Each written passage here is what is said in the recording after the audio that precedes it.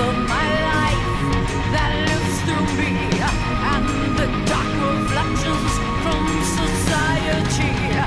Now she comes forth, Persephone resurrected, I rise again.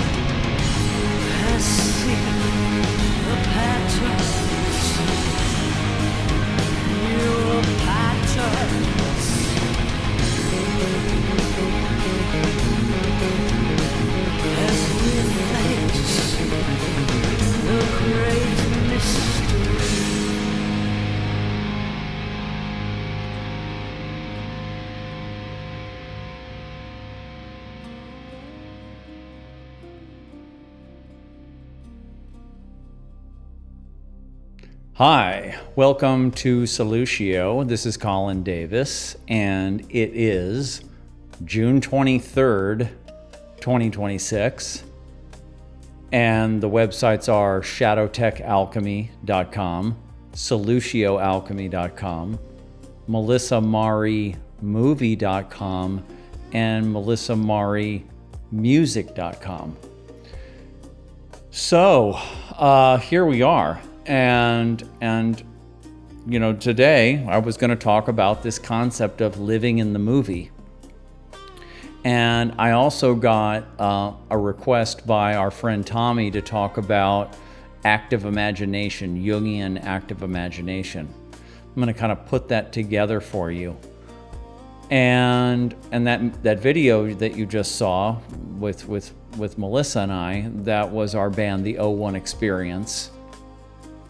And that video and that song is just absolutely full of mythic content from our lives, and especially from her life.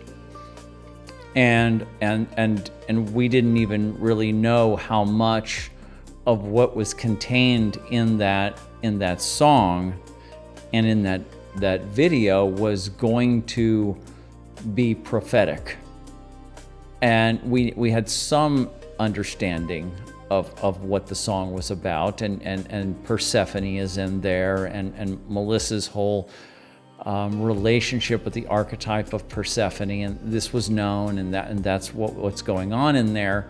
But there's a lot more. Even her death is spoken about, is alluded to, and facing the great mystery, so to speak. So, and there's more. I could really just go in there and just pull out so many bits. And so, you know, that goes along with what we're going to be talking about today, because that was us making what she called life art. And that's part of the living in the movie philosophy that we were living by. So living in the movie basically is, it's an extension of, or a recapitulation of the ancient spiritual understanding or realization that reality is reality is a lot more malleable than you might think at first, that there are greater processes that are going on behind the scenes, so to speak, and that if you will tune into these things, then you can become, let's say, lucid in the dream. And so that actually is one metaphor that's been used for thousands of years. You know, that one, the dreamlike nature of reality. You'll find that in Eastern philosophy, or Shakespeare, you know, in the play-like nature of reality, of life. Or now we have, or Plato's analogy of the cave, and now we have simulation theory. And so the movie-like nature of reality is really just another metaphor that points to this same reality, that you know, your perception, what you see in the world, and how you perceive yourself, who you are, how you operate, and just everything about your perception is not an accurate rendition of material reality. It's a completely biased and filtered facsimile of objective reality, whatever that is. And so you are already living in a movie. You are already living in a simulation, right? We're living in a simulation. Now, I see a tree out the window right now, and I could walk over to the tree and I could tap on it and there would be a tree there. It's not that our perceptions are completely inaccurate and that they aren't describing some objective reality. They are, but the fact is that we filter, we bias, and we select that which will come into our attention and that which will not come into our attention. And that which comes into our attention, we will place judgments upon. We will judge and grade those things that come to us, and the way we judge and grade those things in our perception, those are subjective. Those are unique to us as individuals. And so it's sort of like there is a material reality, and then there is a layer of myth on top of that. In the same way that a movie, when the director is filming a scene, you're seeing you're seeing reality. You're seeing buildings, you're seeing trees, you're seeing actors. But the director is composing the movie in such a way so that there is a narrative structure on top of those scenes.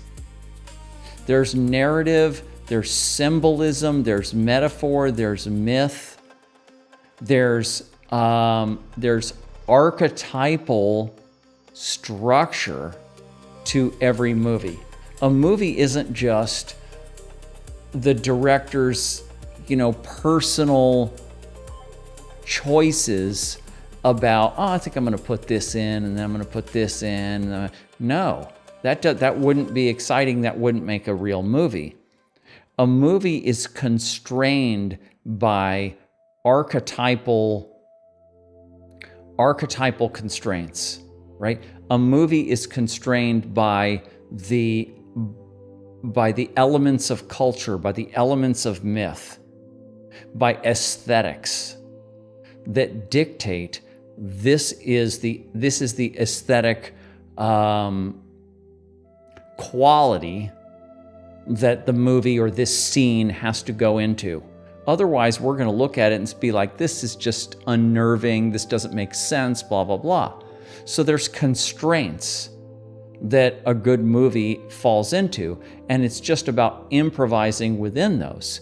Like, for example, with music or with films, with all fiction, with all art, there are genres, and those genres contain the archetypal constraints, the possibilities and the constraints for what the music or what the art, what the film, what the literature can do within that genre. But within the genre, within those constraints, then you can be creative and do what you want in there. Well, our own lives are that way. So we come online, we come into this world with constraints inside of narrative constraints that come down from our culture, from our genetics. The most foundational constraints are just genetic and physical. What's possible with the mind, the brain, the body. But then our cultural and societal, environmental reality, the particulars of our family and where our family fits into the culture, into the structure of society, and all of these kinds of things are they're the backstory, right? They're the backstory that comes with you when you come into this world and you awaken to, you're constantly awakening to higher levels of consciousness as you grow up. And hopefully after you become an adult, you continue to do that. And so we come in with these constraints, but within those constraints, within the narrative backstory, the archetypal mythic backstory that we come into this reality with, then we can improvise within that. Now, most people, like the analogy we used, is most people are movie goers. They just go to the movie and they just watch. And they don't get involved, they don't analyze it, they don't ask, what does this mean? What is the symbolic meaning of this or that? Why did this happen? Why did that happen? They don't look for what the director may have tried to put in at a deeper level than just the basic story. And they don't try to compare it with other films or other art within the genre, and they don't explore archetypal images and archetypal patterns particular to that genre and within that movie. They don't do any of that kind of analysis. They just watch the movie of life and they just let it just flash before their eyes. Now, the director, or more accurately, the co-director of the movie of life is somebody who is, like in the analogy we used, is they are not just plastered to the screen, just sitting in their seats. They get up out of their seats and they recognize that the screen is not the source of the projection.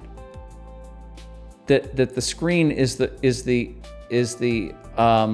object of the projection, and that the source is coming from the projector room. The source is a beam of light. So the person who's, we would say, going to film school, the person who's learning to become a director or co-director of the movie of life, they go into the projector room and they say, wow, what is going on in here? And they see that the movie is being projected through the projector. And they see the light source, they see the prism, they see the film, and they see the shelving with different movies on it, different genres and different movies, and they see the books that how to make movies. And they go into that and they say, wow, you can actually understand how movies are made and how movies are projected, and then maybe you can get involved in the making and projecting of a movie, of your own life, of your own reality. That's what the person who's going to film school does. they awaken, or in the dream analogy, they become lucid in the dream of life. Another analogy that you can use. So in the film analogy, though, the film itself is the scene is encoded in the film in the emulsion of the film. It's called emulsion, which reminds you of emotion. And so the light of awareness, which is actually not your consciousness, it is all consciousness. Each individual is their own projector of the one source of light. And that one source of light is coming through the projector, which is the mind and body of the individual. And then through that projector, through that film emulsion, that's the pre-programmed script and stories and everything that has been already written. Then the light comes through that and projects onto the screen. And so you can either get involved or not get involved, and it will play out if you don't get involved. It will just play. And what we call the big D director will just watch. But I think everybody is waking up to the movie-like nature of life at least a little bit. That's part of being conscious Homo sapiens. That's the first step, is just to become self-aware. Oh, wow, I'm a separate human being from nature. I am separate. I have my own perceptions. I have my own will. That's consciousness, self-awareness and consciousness. But then you can just keep increasing that of higher and higher levels of self-awareness. And so this living in the movie awareness is the next step up, or it's another step up, where you're getting, like Melissa would talk about, if you watch the movie about Melissa, she says you've got to develop the watcher. This is what in the Eastern traditions they would call the witness. But she calls it the watcher because it's the watcher of the movie. You've got to get out of your own thing and say, wow, I'm watching a movie here. This is a movie. This whole thing that I'm calling reality, and everything that's happening to me, and the friends that I'm meeting, and who I had for parents, and where I'm at, and what's significant to me, and everything. This is my movie. And this is a movie. And so now, what can you do with that? What can you do with that now that you've awakened to that? And then you can use whatever kind of philosophy or science or whatever to prove to yourself that this is a projected reality. And then what can you do with that? Well, Melissa and I, we were really trying to basically get into the scripting, because in her case, we knew that this Persephone myth, that her movie was inside this genre, that this archetype of Persephone was running and giving her all these underworld journeys. And so we were trying to basically rewrite the script. But what became obvious to me when Melissa passed was that you can't overwrite that. You can't change the genre of your movie. What you can do is you can improvise within it. You can become a participant. You certainly can become a watcher. And I've talked about this, how Melissa had that dream towards the end of her life where death came to her. And he said, Melissa, it's all about realization. In other words, it's not about how long you live. It's about self-realizing. It's about waking up in the movie of life.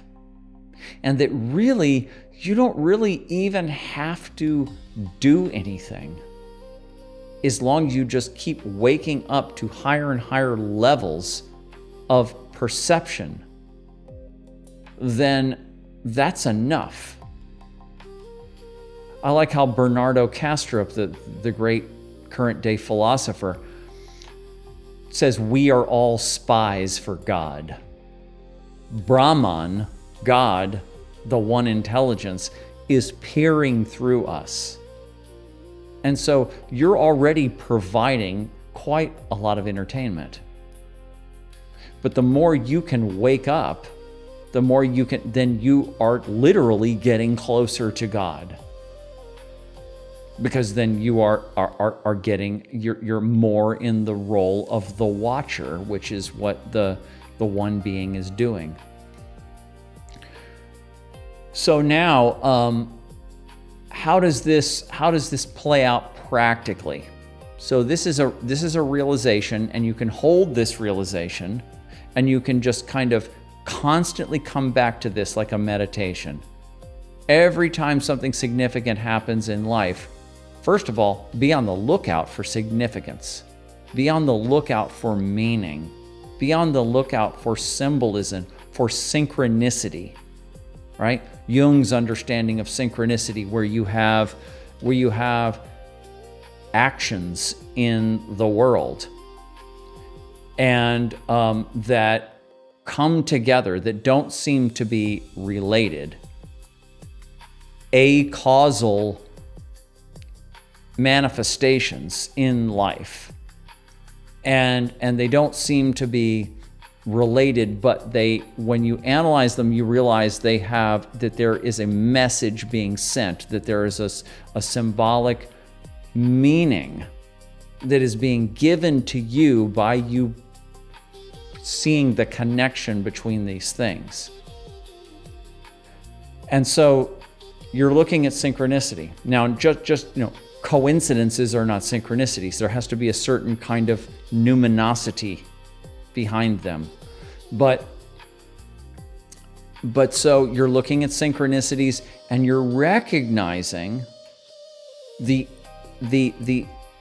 hermetic understanding that all is mind. All is mind. So the outside world, including your family, your friends, the people who you work with, and everything that happens in your world, the environment around you, animals, nature, your outside world is an extension of your mind.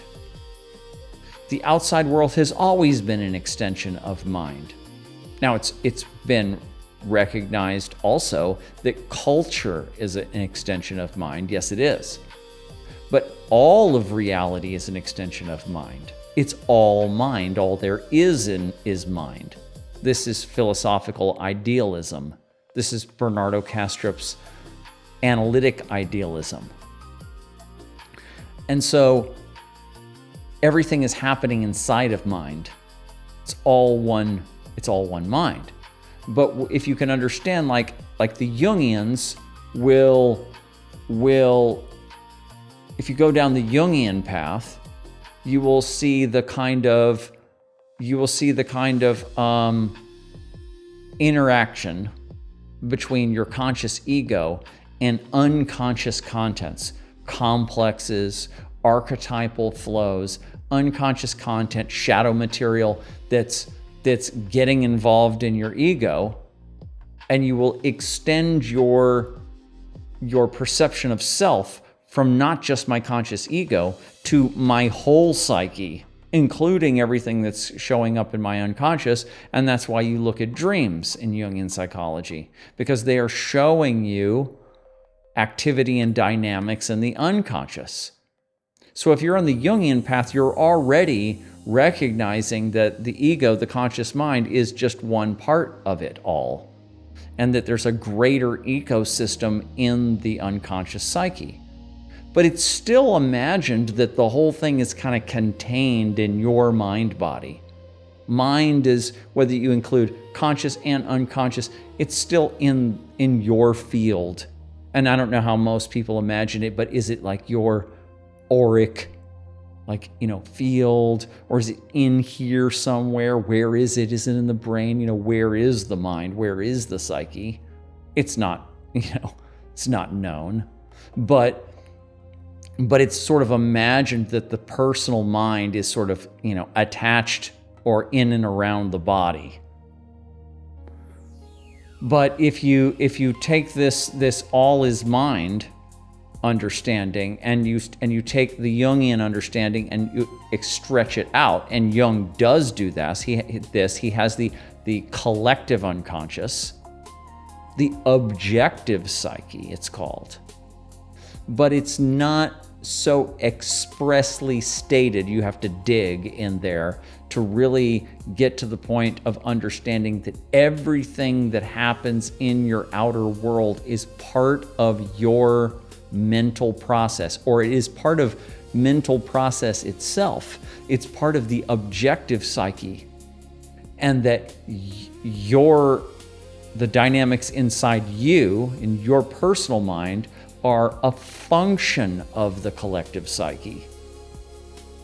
And so you start to recognize that the things that are happening out there are happenings of mind that are directly related to you. Now, people that are way out there, people who are on the other side of the planet, and you're seeing them in the news, they're in the objective psyche. That information, all of that material is in the objective psyche. It's part of you too. But it's not so closely constellated, so to speak. So the things that you really have to pay attention to are the things that show up right in your movie theater, right in your field of mind that is connected to you closely. So when things happen in your life that have obvious significance, you have to ask, what does this mean? What does this mean? You have to apply some symbolic literacy to that event, to that happening, to that occurrence. And you have to say, what does this mean? Now, I was set up for this. My parents were actors. My father was studying directing, and he used to take me and my brother to see great movies. He was studying symbolism. Although he didn't take metaphysics and philosophy to the level I have, he trained me for this.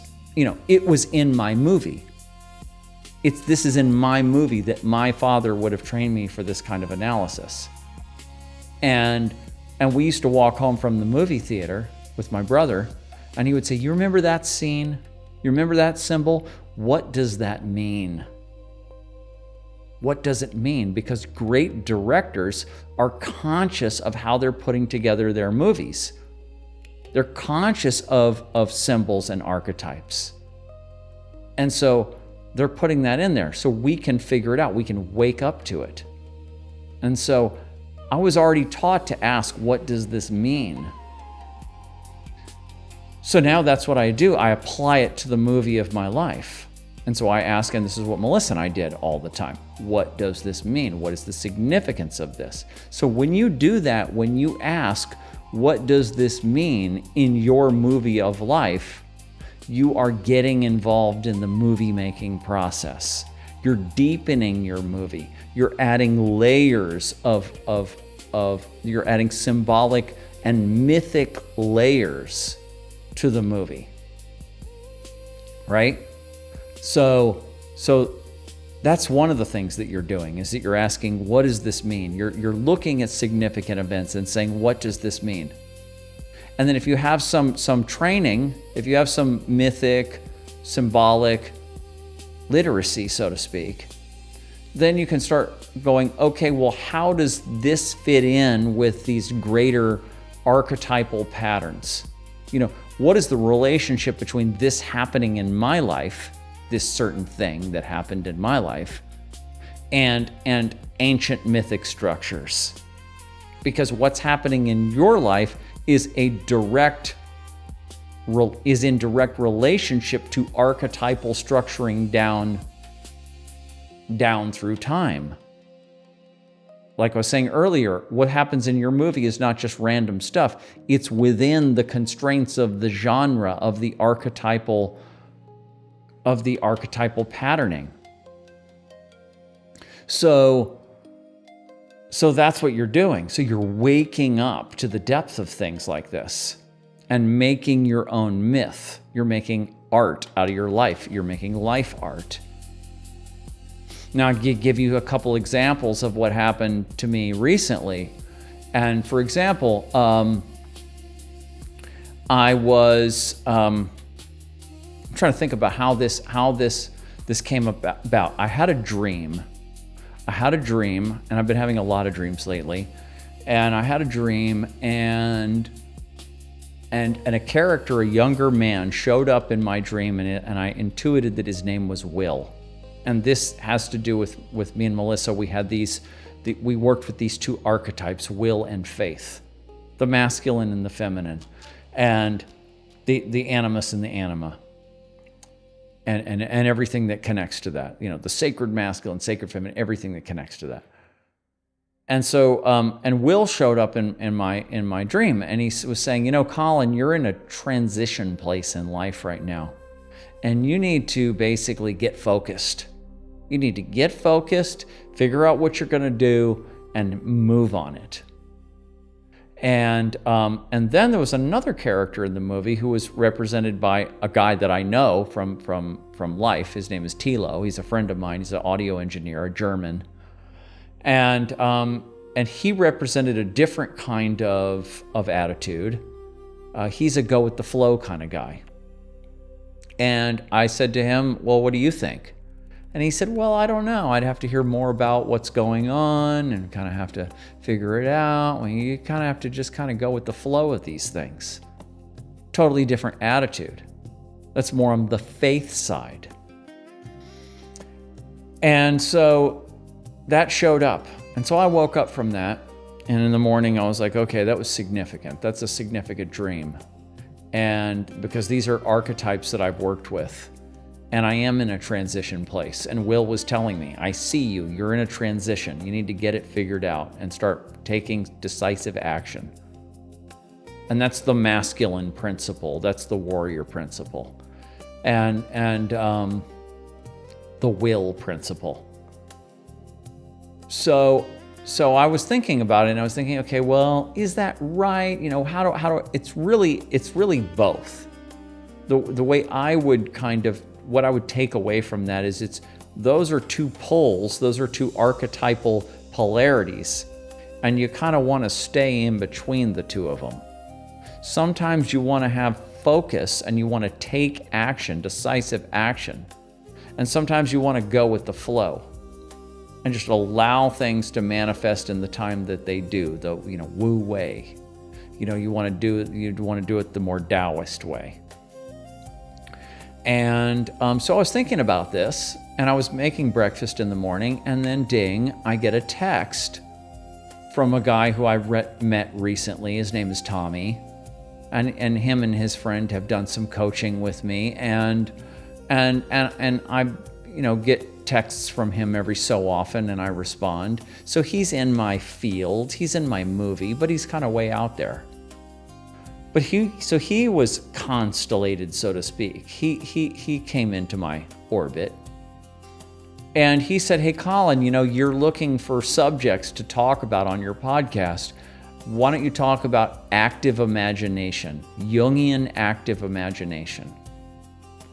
And I thought to myself, at first I was going to say something about how, that's not really that isn't really a big part of my own personal practice. Even though I've done it and I know what it is, because I never really had very good visual imagination. Although it's better than it ever was, I always kind of felt it was a little bit of a deficit because my visual cortex, because of my eyes and stuff, and I have some eye issues and stuff, and I don't feel like my visual cortex has developed to the greatest degree, especially compared to other people I know. So I've kind of fallen off with that. But I thought to myself, well, this is a good opportunity to, start doing it again or get back into it again, or at least explain what it is. So I went online and I did a little refresh to kind of make sure I knew what it was and everything. And then I said, all right, well, I better practice it. I'm going to use this dream.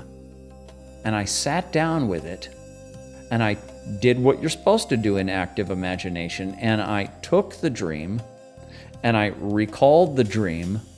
And then I recalled the dream, and I had Will and Tilo, and we were walking on a path around what's called Lady Bird Lake here in Austin, which is a kind of a nice spot that I go to somewhat regularly. So that was easy to imagine.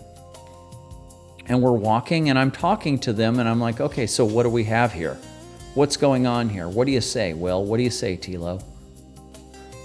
And the way you're supposed to do active imagination is you're supposed to set it up, but then allow your imagination to kind of do its own thing without too much pushing and interference. It's kind of like an improvisation. It's really an improvisation, and musicians or actors will know about this. Artists is you set up the conditions, you prepare, you set it up, and then you just kind of improvise and you let the unconscious kind of take you where it wants to go. And then if you do that with dream material, and you can do it with any kind of material, you can do it with events in life, with synchronicities, with anything meaningful, but especially with dream material. If you do this, you can get more out of the dream. It's like continuing on with the dream. You woke up from a dream, and the end of it got cut off by you waking up. So you can continue it on in active imagination. And so I did that. And I had some really good conversations, actually. And I was surprised at my abilities in this way. And I had some good conversation between these two characters. And I kind of I kind of talked to them and I said, listen, Will, I'm not ignoring what you're saying.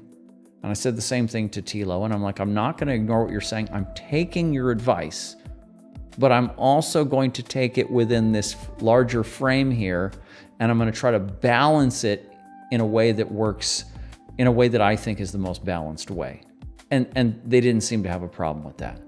And so I kind of brought agreement to in this relationship, because these represent archetypal flows or complexes, scripting, however you want to put it, in the psyche that needs to be worked out. So the analysis of the dream is the first kind of stage of doing that, but then if you'll take it into an active imagination, also if you'll journal it, that's another way of bringing it up, but if you'll take it into active imagination, then you can kind of go from there. And I haven't been doing a whole lot of that. I mean, my life is so psychically rich, and I do all kinds of other things, but I hadn't been doing a whole lot of that. Well, you know what happened? Tommy showed up in my field, in my movie, and he said, this, let's look at this.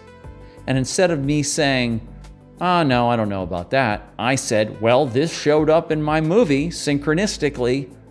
Right at the moment, I'm actually in the kitchen thinking about my dream, making breakfast, and ding, this thing shows up.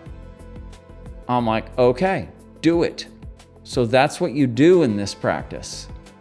And you follow it through. So this is the greater psyche. In other words, Tommy is in my psyche. He's in mind. He's in the field of mind, or at least the representation of him that is in my world. Because all I have is representations. All I have of Tommy or of anybody is a facsimile, is a projection, is an image. And when that shows up in my subjective experience, that's a scene, that's a happening in my movie. And it has meaning, it's there for a reason. And so I follow through with it. And then I get results out of it. So that's an example of how we do this. That's one example. I'll give you some more examples. So we got this tree out in the front lawn of this house that I'm staying in.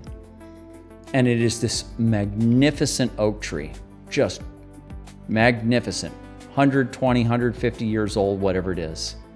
It's the biggest tree in the neighborhood. And it's interesting because the trunk has been split into two, and half the trunk goes up and then takes a turn and goes completely horizontal and then turns up. So there's like 10 feet of this giant trunk that goes horizontal and then goes up. And then the rest of the tree goes up like normal. But it's a very interesting tree, and it's huge, and it's right in the center of the lawn, which is at this intersection. And so everybody drives by there and looks at this tree. So this is like a world tree, you know, Yggdrasil, or the whole, every ancient culture has a world tree, or a mound, or, you know, a sacred, what do we call this? You know, it's the connection to the world spirit. And so we have that in the front lawn, and we've always looked at that and said, look, we have like this world tree. This is amazing. And so we've always understood the significance of it symbolically. But recently, or over the last few years, a beehive has formed in that horizontal trunk. And so there's caverns in there. And the prior owners had put some concrete slabs onto the holes to try to, you know, keep bees out, but we didn't really know what that was all about. And so I let one hole be exposed, and over the 5 years that I've been here, it got filled up with bees again. It attracted another colony. And so they were fine over there, and they weren't bothering anybody. But over the last year, they've become big enough to where they've become they become aggressive. And now I can't even mow the lawn, or I can't get anywhere near the tree. And they chase me, and they've stung me. And so I realized, you know, within this year, I realized I'm going to have to get rid of these bees. I got to do something about this. And so I started calling around to try to find someone to take the bees. And I did find a guy, and his name is Colin. He's got the same name as me. And I texted him. He's local. And I said, hey, you know, great, could you come out? And he's like, oh, you know, I'm kind of really busy right now and stuff. And he sent me to a list of where I can find other people. And I was like, darn. But he was really nice. He sent me a very long, nice text message. He actually did say, if you can't find somebody in a month or something, call me back. I think that is what he said. And I did look around, and I couldn't get anybody to respond. It just wasn't working out. So I almost got stung again a few days ago. So I said, okay, I got to contact Colin again. And I texted him. I told him the situation. He said, okay, no problem. I'm going to come out. I'll be there on Monday. Monday was my birthday, yesterday. So he comes out, and you know, he starts working on it, and we figure out, you know, how to, you know, we get some of these holes open, and he starts smoking the bees out, and he's got this artificial bee hive box, and he's basically smoking out the queen. He's getting the queen liberated. And so you start pumping the smoke in there, and it's tea tree oil smoke. It smells pretty okay, pretty good, but they don't like it. And so they think there's a fire going on inside their hive. And after a while of this, they start marching out. And all these bees, just hundreds or thousands of bees, are just marching out of the hole. And then eventually you see the queen. They pull the queen out. She's bigger. And he sees, oh, okay, they're all around her. We've got the queen, and he grabs her with these tongs. It's like a little cage. It's like a little metal cage, and he opens it up and closes it down on them. And he's got the queen inside that. The holes are such that the larger queen bee can't get out, but the other bees can get in. And so then he takes that, and he puts the queen in that little cage inside his new hive box. And he straps the hive box to the tree. And then he just waits for the rest of the hive to follow, to find her. She's sending out pheromones, and then the other bees eventually they start dancing and saying, queen's here, and everybody starts going into the box. Now, I thought it was going to take a day, that's what he thought it was going to take, but every job is different. But it took 2 days. But during that time, that period, while all this is happening, he comes into my house and we're talking and I'm just being friendly to him. He's just a really nice guy. He's got the same name as me. I'm like, what is the significance of this? And he looks down and I have this t-shirt from a death metal band, right? Called Rottenness. A death metal band, because I know the guy who sings for the band and I went and saw his band and he gave me a t-shirt last week and it was on a chair near my kitchen. And he looks over at that and he says, what's this? He's all, this death metal? I said, yeah, it's a guy I know. This is his band. And he goes, wow. He goes, I'm a death metal musician. I'm a drummer. And I go, oh, really? And he goes, yeah, I play in bands around here and blah, blah, blah. He starts kind of telling me. And I say, well, that's kind of my, I still have that in my life. I still do that a little bit, not as much as I used to, but that was my whole life. Playing that kind of music, touring internationally, recording albums, producing, mixing, mastering, that whole thing in that genre. And he's like, wow, what's the name of your band? I said, it's called Vile. And he goes, really? The Vile? Like the band called Vile? And I'm like, yeah, that's it. And he goes, no way. And he just can't believe it because he knows the band. And, he's a little younger than me. He's 45. I'm 57 now. And he's like, my God. And he just can't believe it. He's just like, what in the world? Because what are the chances of that? And I'm like, well, not only what are the chances that you would basically know that this is death metal, because I meet people all the time who like, heavy music or something like that. Occasionally I meet people that like that kind of music, but often they don't know about my band. And it isn't unless I meet a musician usually, or just a diehard fan that loves that kind of music, that they know my band. And he did, and this is very interesting. So the plot thickens. So then I'm like, okay, something's happening here. This is a sacred time is going on right now. There's mythic content is being created right here, because you have this sacred tree, and it was and the symbolic significance of it, and then you have this guy named Colin, same name as me, and then he just like 1 in 10,000 chance knows my band and plays that kind of music. And then I think, okay, that's a lot. And then I hang out with him for on multiple occasions for 2 days, and I discover he's also a philosopher. And he has sort of his own version of his own philosophy. Like I have mine and he's got his. It's a little different, but it's basically he's making his own symbolic, ritualistic, spiritual, personal religion. And he has his own philosophical beliefs and stuff, and they're not too far from mine. And I'm like, okay, now what are the chances of that? Very, very slim. So I'm like, okay, so this is all synchronistic. So I'm really watching the whole thing now, and I'm like, okay, the whole thing is just now numinous now. The whole event, everything is here. It's happening on my birthday and everything. And then I'm like, oh yeah, the bees. Well, Melissa, her name means honeybee.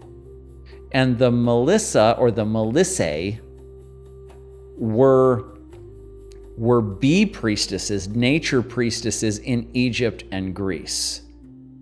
And there's all this symbolism as bees, as being the sort of servants of the spirit of life.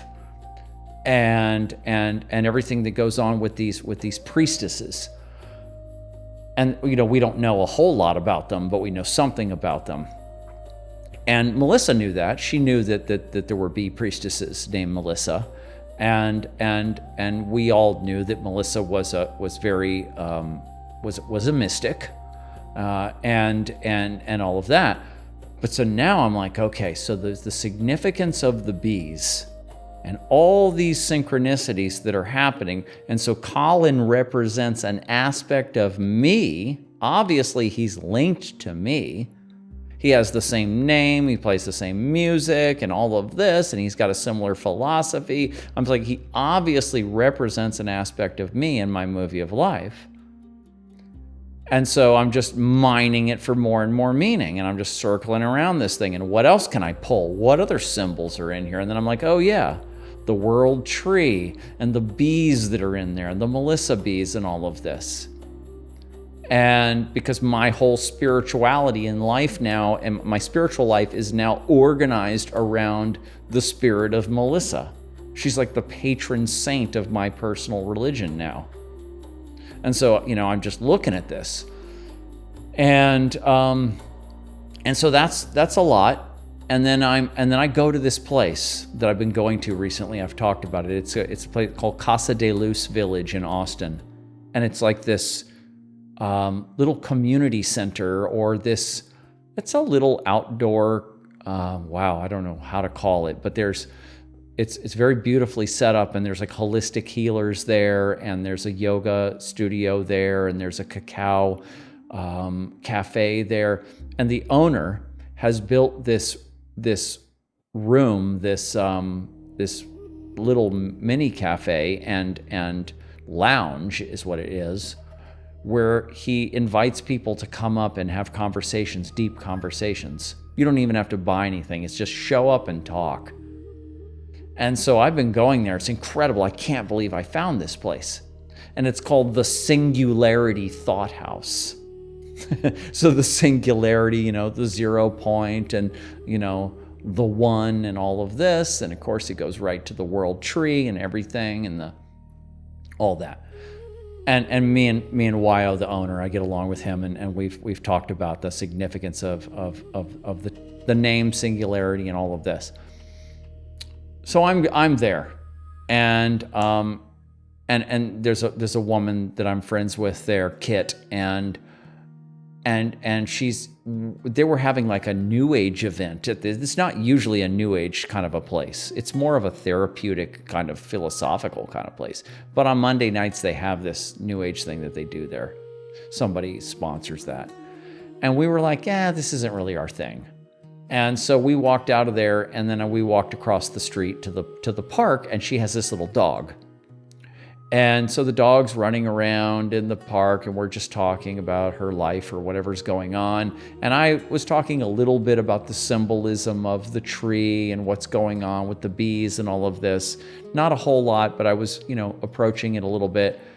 And then her dog runs up, and it's shaking its paw.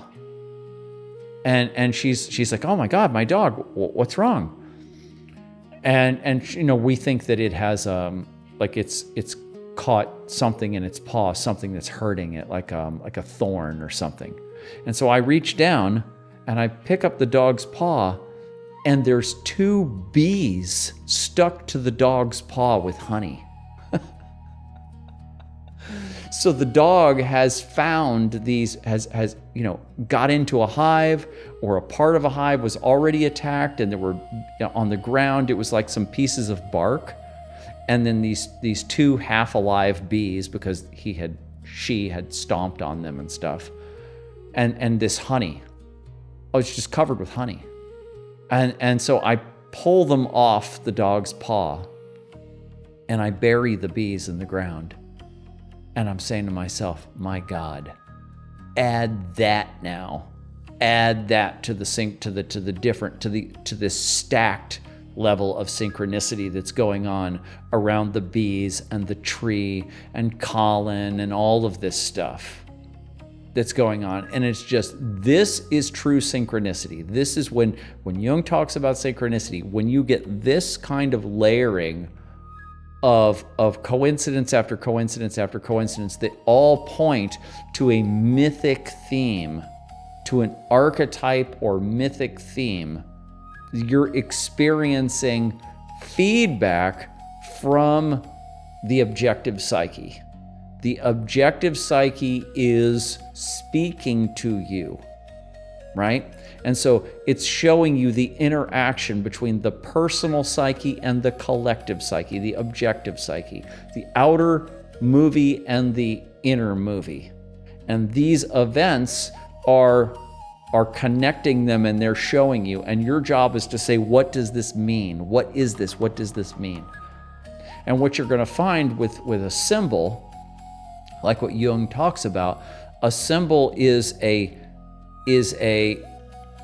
it's layered meaning that is so deep that there's an archetype at the core of it, and it's layered meaning on top of that, layered scripting on top of that, that goes down and down and down, and you can take it down for the rest of your life.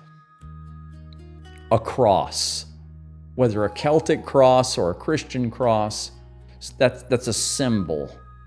And you can mess with that, you can crack that open, you can correlate that to this or that, or relate it to this or that, and you can just go on and on and on and on with it, because it is an archetypal symbol. It's not a sign. A stop sign is a sign. It just says stop. It doesn't have archetypal meaning. Now, the shape of a stop sign as a hexagon, or whatever shape that is, that actually is a Platonic form, and that does have deeper meaning. But the basic sign, stop here, it's red and it says stop. That's just information that you need to know. But that's not a mythic symbol. So when you get these kinds of occurrences in life, and when you wake up, they will show themselves to you, and they will say, look at me, look at me. Now, if you start to wake up to it and just wake up, it will start showing you more and more. And it depends on the situation, how many layers it's going to show you. And so sometimes it won't show you that many layers. You'll see a couple layers. Sometimes, like what I've been describing here, there's multiple layers, and there's more layers to come. Now you have something significant. Now you have an actual mini myth. Now you have a scene in your movie, and you have a micro myth, and you can do something with that, right? You can pop that into your greater mythological structure of the movie of your own life. That now becomes a scene, a significant scene in your movie of life. And then as you get more and more of these scenes together, you'll see that they come together in these greater narratives. That's your movie. That's the whole script of your movie. And you have been awakening to this and following this and applying meaning to it and turning these occurrences into myth. And then you've been putting them into something. What can you do with it now? At least you're going to journal it out, but then you can do more with it. You can tell other people about it, but you can also make art out of it. Use that to make art. That's what Melissa called life art. Now you're really living in the movie. Now you're becoming a participant with the director. Right? Now you're becoming some kind of a co-director or some kind of a participant. And so when you look at your whole life and everything around you and what's going on with you and who shows up in your movie, so to speak, and you question them like, what would this person or this occurrence mean? What is the director trying to say with this symbolic structure? What is the director trying to say here? What do I need to know about this? Now, you can take this whole thing to the level of absolute schizophrenia.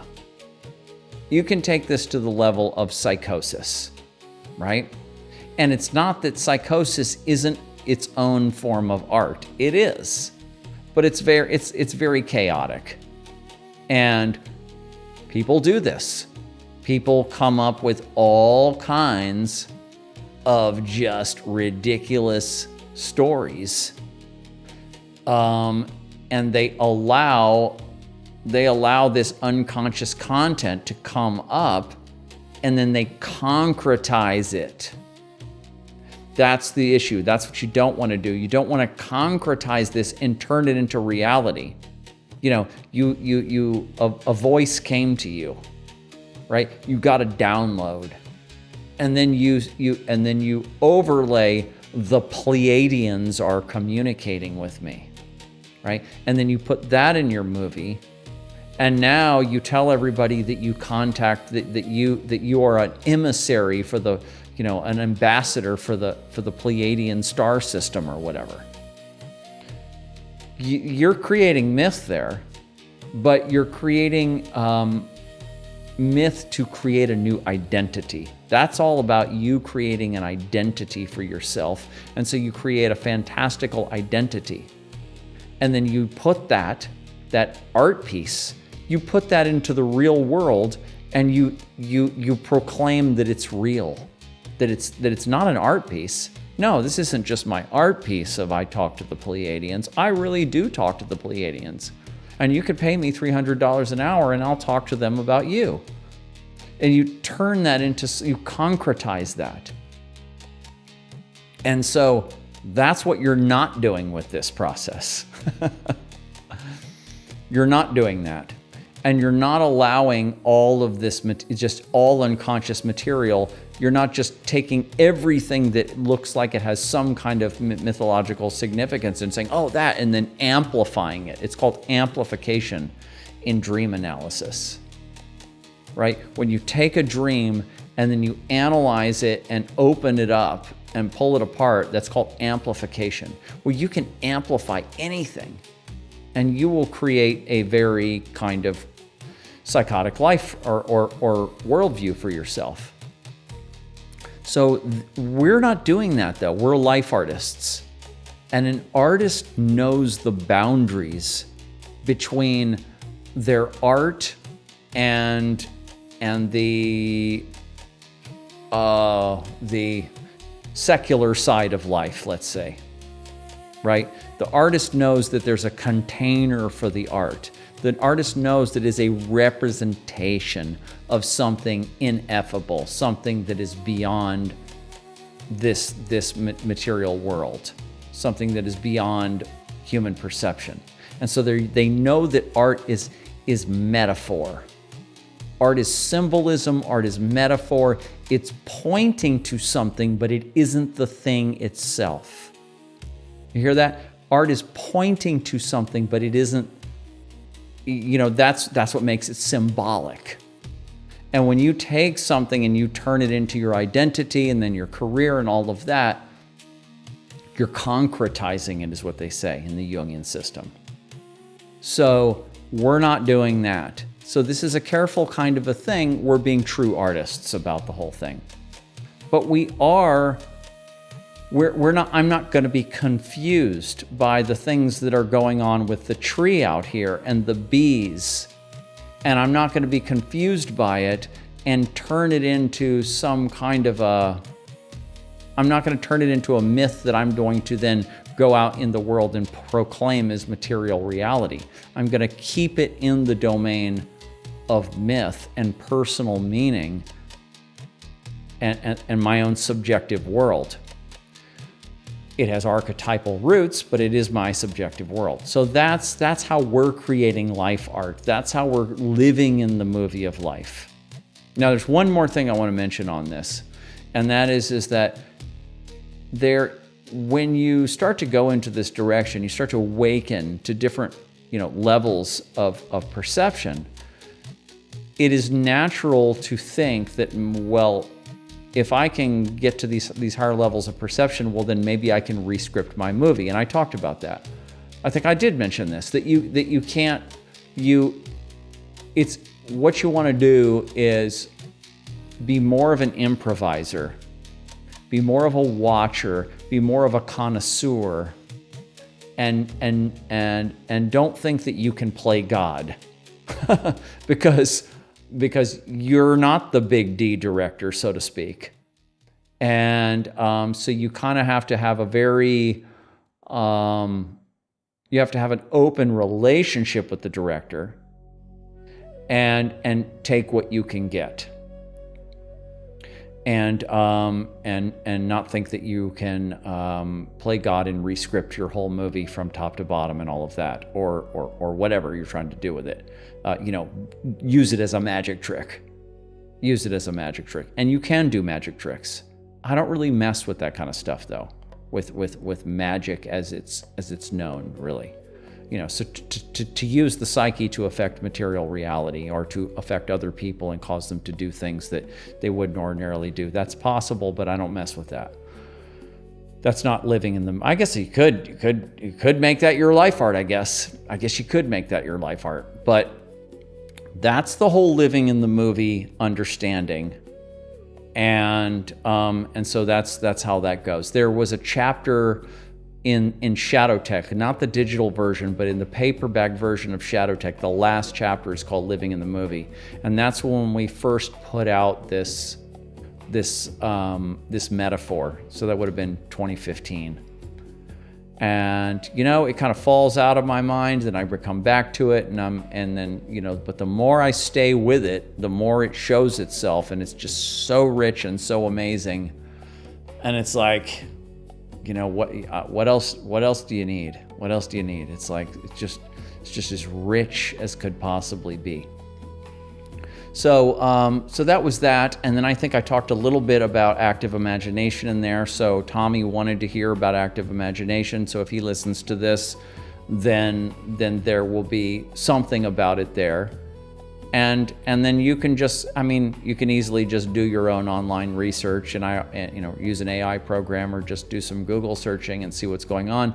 There's a book by Robert Johnson called Inner Gold, which is a lot about active imagination.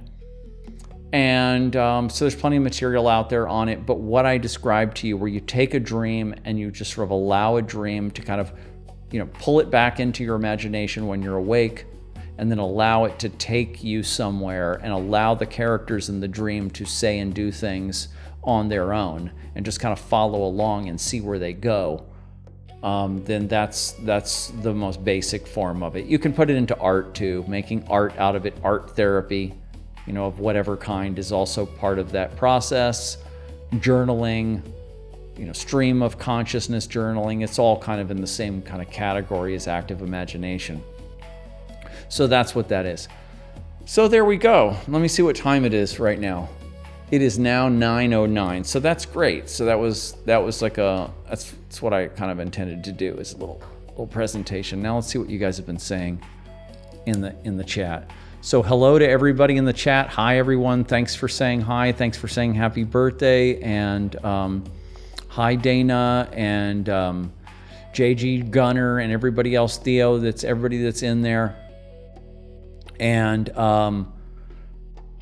hi and cheers to everyone. So how was that? And does anybody have any comments on that? Anybody have their own personal reflections on that? Or is there anything else that you want to talk about today? Because we've got plenty of time.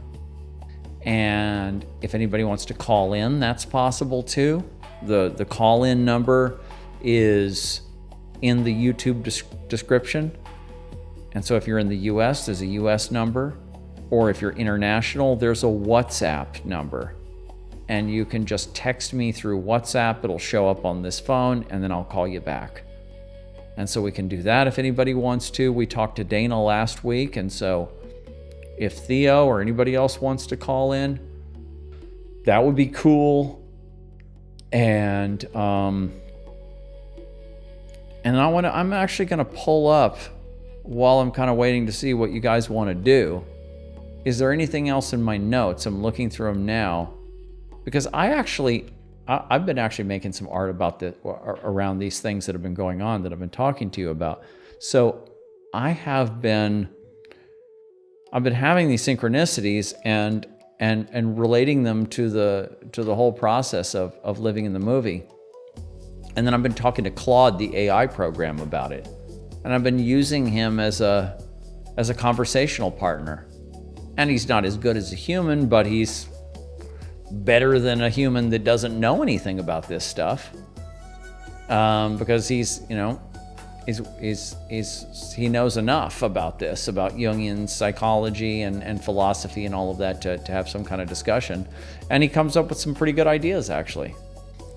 And so I've been having conversations with him, and the way I've been doing this is I have these experiences, I pick up my phone, I turn on voice memos, which is the iPhone voice recorder app, and I talk into it, and I record everything that's going on. And it doesn't matter how sloppy, I mean, I try to talk clean, but it doesn't matter how convoluted the language is. You just talk organically, and I just record whatever I want to say. And I collect up a few of those until I kind of feel like I have what I want to document.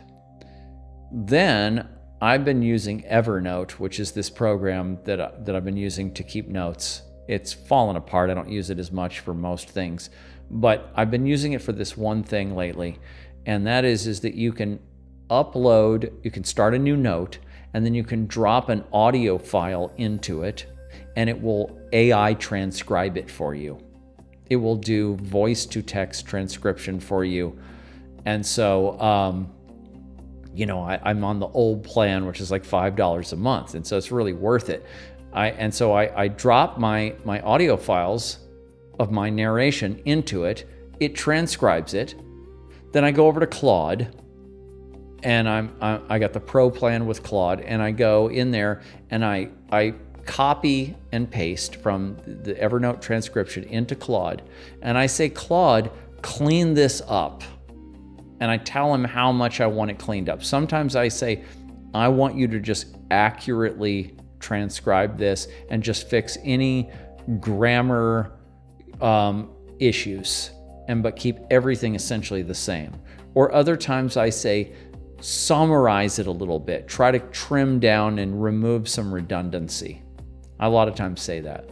And so he'll take my transcripts and then he'll generate a new cleaned up transcript for me.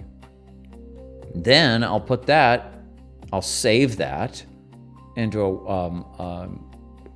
Pages is the Mac application, and I'll save that and I'll name that and I'll convert that to a PDF, and then I will have now PDF cleaned up transcriptions of my testimony about important events or important thoughts. And then I can just collect these up. And then I can have conversations with Claude that tie things together. Then I can say, hey, Claude, let's talk about this subject of living in the movie. Check out these documents, and I will upload 2-3, PDF documents that I've created. And I'll say, read these, and then let's talk about this or that subject. And he'll read them and then come back and be like, okay, I understand what you're saying.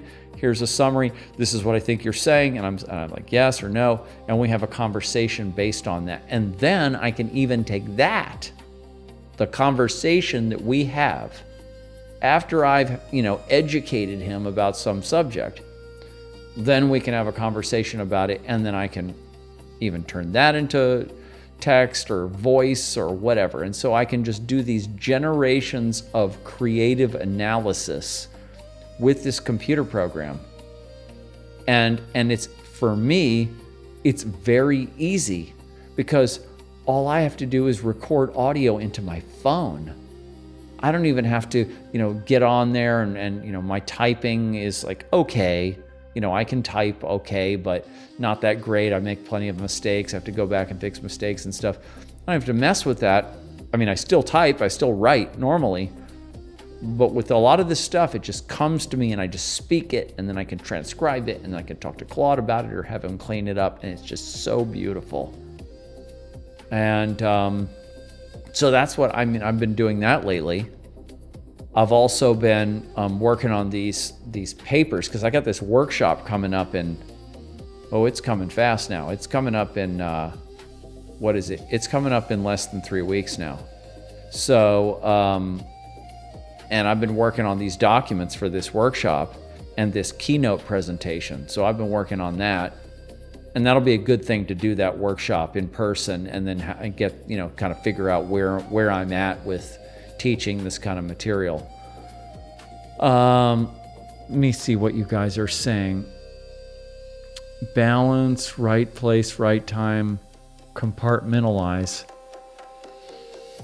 Yeah, I think that applies to what we were saying a little earlier. Yep. Sometimes you gotta apply will. Sometimes you gotta apply faith. We had these. It's in there. It's in Shadow Tech.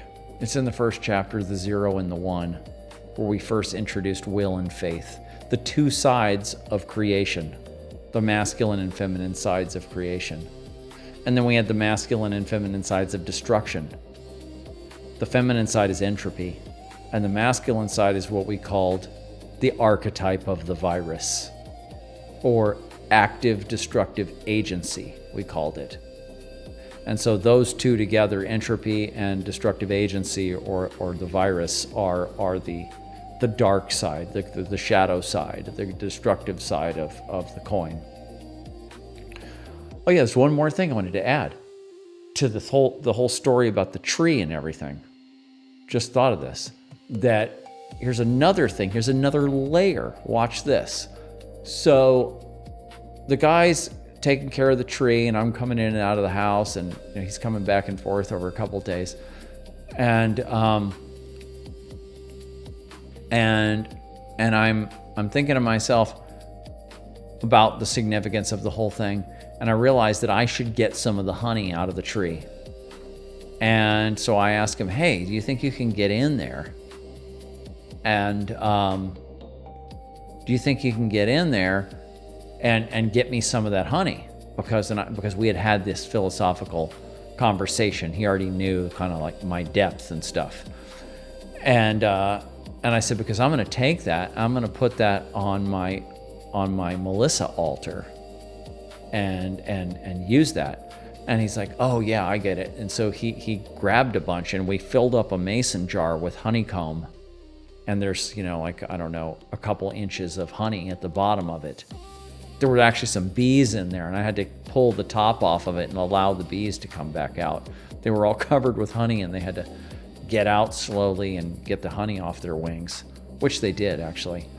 But so now, not with everything I was saying earlier about the significance of that tree, now I have actual honey from that tree, from those bees, and I can use that honey in my rituals, right?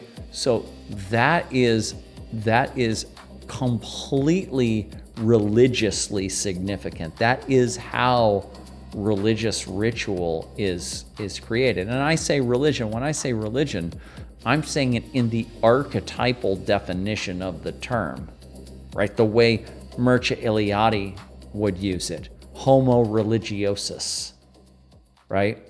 And the archetype of religion in the human psyche, and the need to recreate sacred time, recreate the creation myth in new form, continually recreate the conditions under which the original creation manifest, where psyche came from, where and when psyche came to us, where and when consciousness came, from where and when life came, and linking a ritual back to that original occurrence with mythological narrative, but also with behavior that mimics that ritualizes,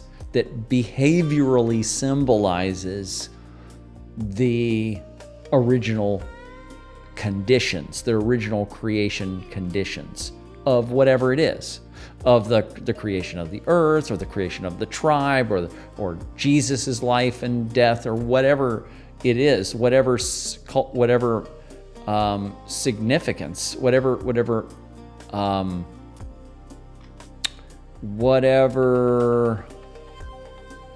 what word am I looking for here? You get my point. Whatever the particular symbolic event is, that is represented in ritual. And so ritual recalls and represents the original code of that occurrence, of that significant event that occurred in what Eliade would call sacred time. And so that's what ritual's doing. And so now, I have my own personal myth here. Myth is being created right in front of my eyes. It's filtering through my psyche. I'm coming to it from a meta perspective, and I'm grabbing it and I'm saying, I got you. And I'm putting it right here, and I'm talking about it, and I'm documenting it, and I'm making art about it, and I'm taking the honey of the tree and I'm putting it on the altar, and then I'm using it, and then I'm putting a little bit of honey on the hands and the forehead of Persephone on my altar. So it's like I'm connecting the whole thing together. I'm making my own private religion, right? So that's where you can take living in the movie if you want to. Do whatever you want to with it. But it's like another thing I wanted to add there for you guys. So is there anything else? What else can we talk about that's related to this subject? Let me go back to my because I have notes now that I really didn't read from any of the notes, but I can just to kind of keep. It looks like this whole program is going to be about living in the movie. So let me just keep going on this and kind of come back to some notes here. The idea in a movie, right? We talked about this actually. The idea in a movie that you have a protagonist, you have a hero, and that hero is one person, one identity who is interacting with this world, with the world in the movie, the fictional world. Well, we can kind of take this into a deeper, more Jungian or psychological place, let's just say, and recognize that the protagonist is not just one person. The protagonist is an inner collective, is a multiplicity, like they say in internal family systems theory. The protagonist has different parts or different, sub-personalities. We all do. And so when you interact with other people in the world or occurrences happen, it's not just that they are related to your conscious ego, but there are parts of you that are relating to parts in other people. And you are pulling in or pushing away or interacting with other people from through the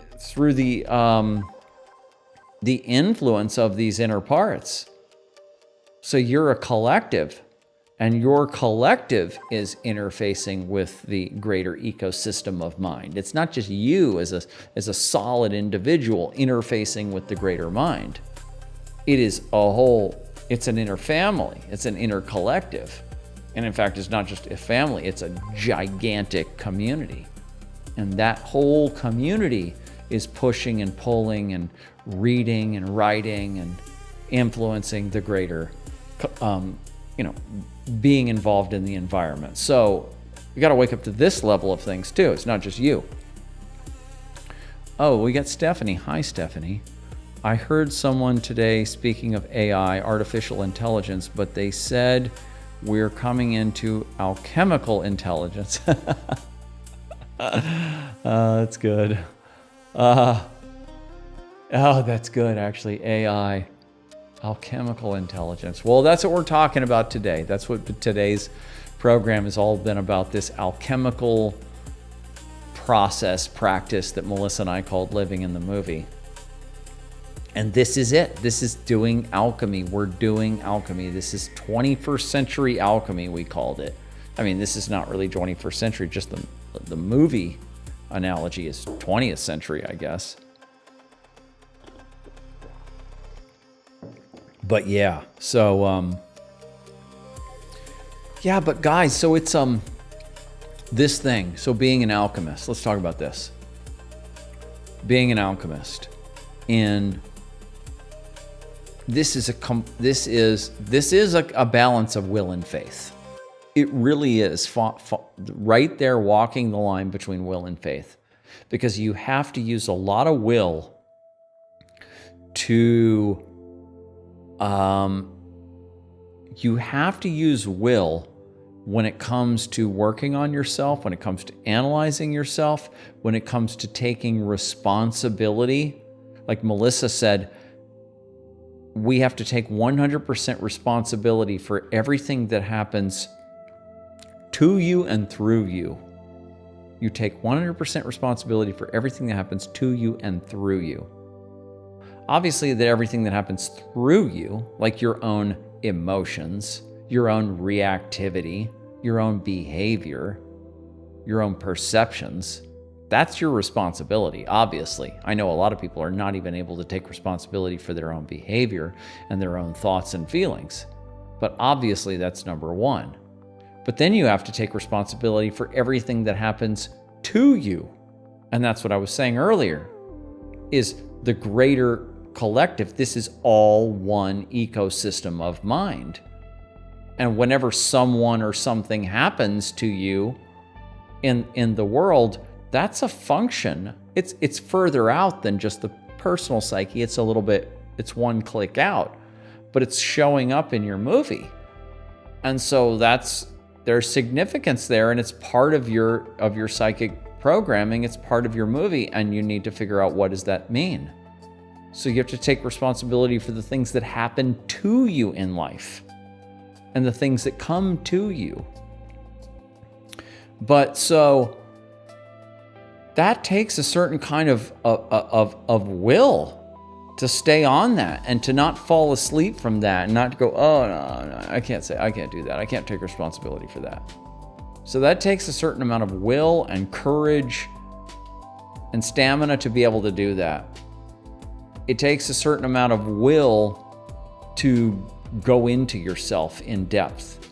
Especially, we're talking about alchemical intelligence. Well, the first stage of developing alchemical intelligence is working on your shadow, right? Your primal shadow, your structural shadow, the human shadow that just everyone has, the shadow of your family, your own personal familial stuff, cultural stuff. All that's got to get pulled apart and pulled up and worked with, one chunk at a time. And that takes will. It takes a certain amount of will. To accomplish anything of significance takes a certain amount of will. And most people are using a lot of will in their external life, to wake up and go to work, to a job they don't want to go to every day, or whatever it is. Take their kids to school or whatever. They're using will, to force themselves to, make lunches for the kids and plan a vacation or whatever they're doing. All the errands they have to run and all that. They're using will to do that. So how much will is left over to work on yourself? And then how much will do you need to use to actually put working on yourself ahead of basic human cultural stuff that most people are doing? You have to consciously curate your life in a very careful, conscious way, and you have to make certain sacrifices. Most people who are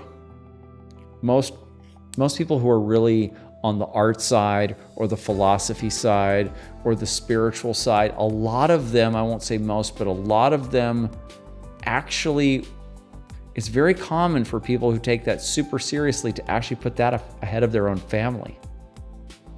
And I'm not going to say that that's the healthiest thing to do. It's not really. And so the healthier thing is to actually not have a family if you're on the extreme artist side of things, the extreme philosopher side of things. And because that it's just, because I know from being an artist, from being a musician, that these guys, they're on tour all the time, they're not at home. And so their kids don't really have that much of a dad, especially if you become successful as an artist, as a musician, or whatever it is, you're not even really at home. So you have to decide whether it's, is it, but the thing about it is that when you're successful as a musician or when you're successful as a business person or whatever it is, that's not a spiritual practice. So at least you're providing for your family. You're not at home as often as you should be, but you're at least sending resources back, right? And so then you could spend quality time with your children when you're home, and that I would say is a compromise that's fine. That's healthy. That's healthy enough. But what if you're on the philosopher side, on the spiritual mystic side, and then you put that ahead of everything else, and then you're not making any money doing that? So then so these are like huge, heavy things. And,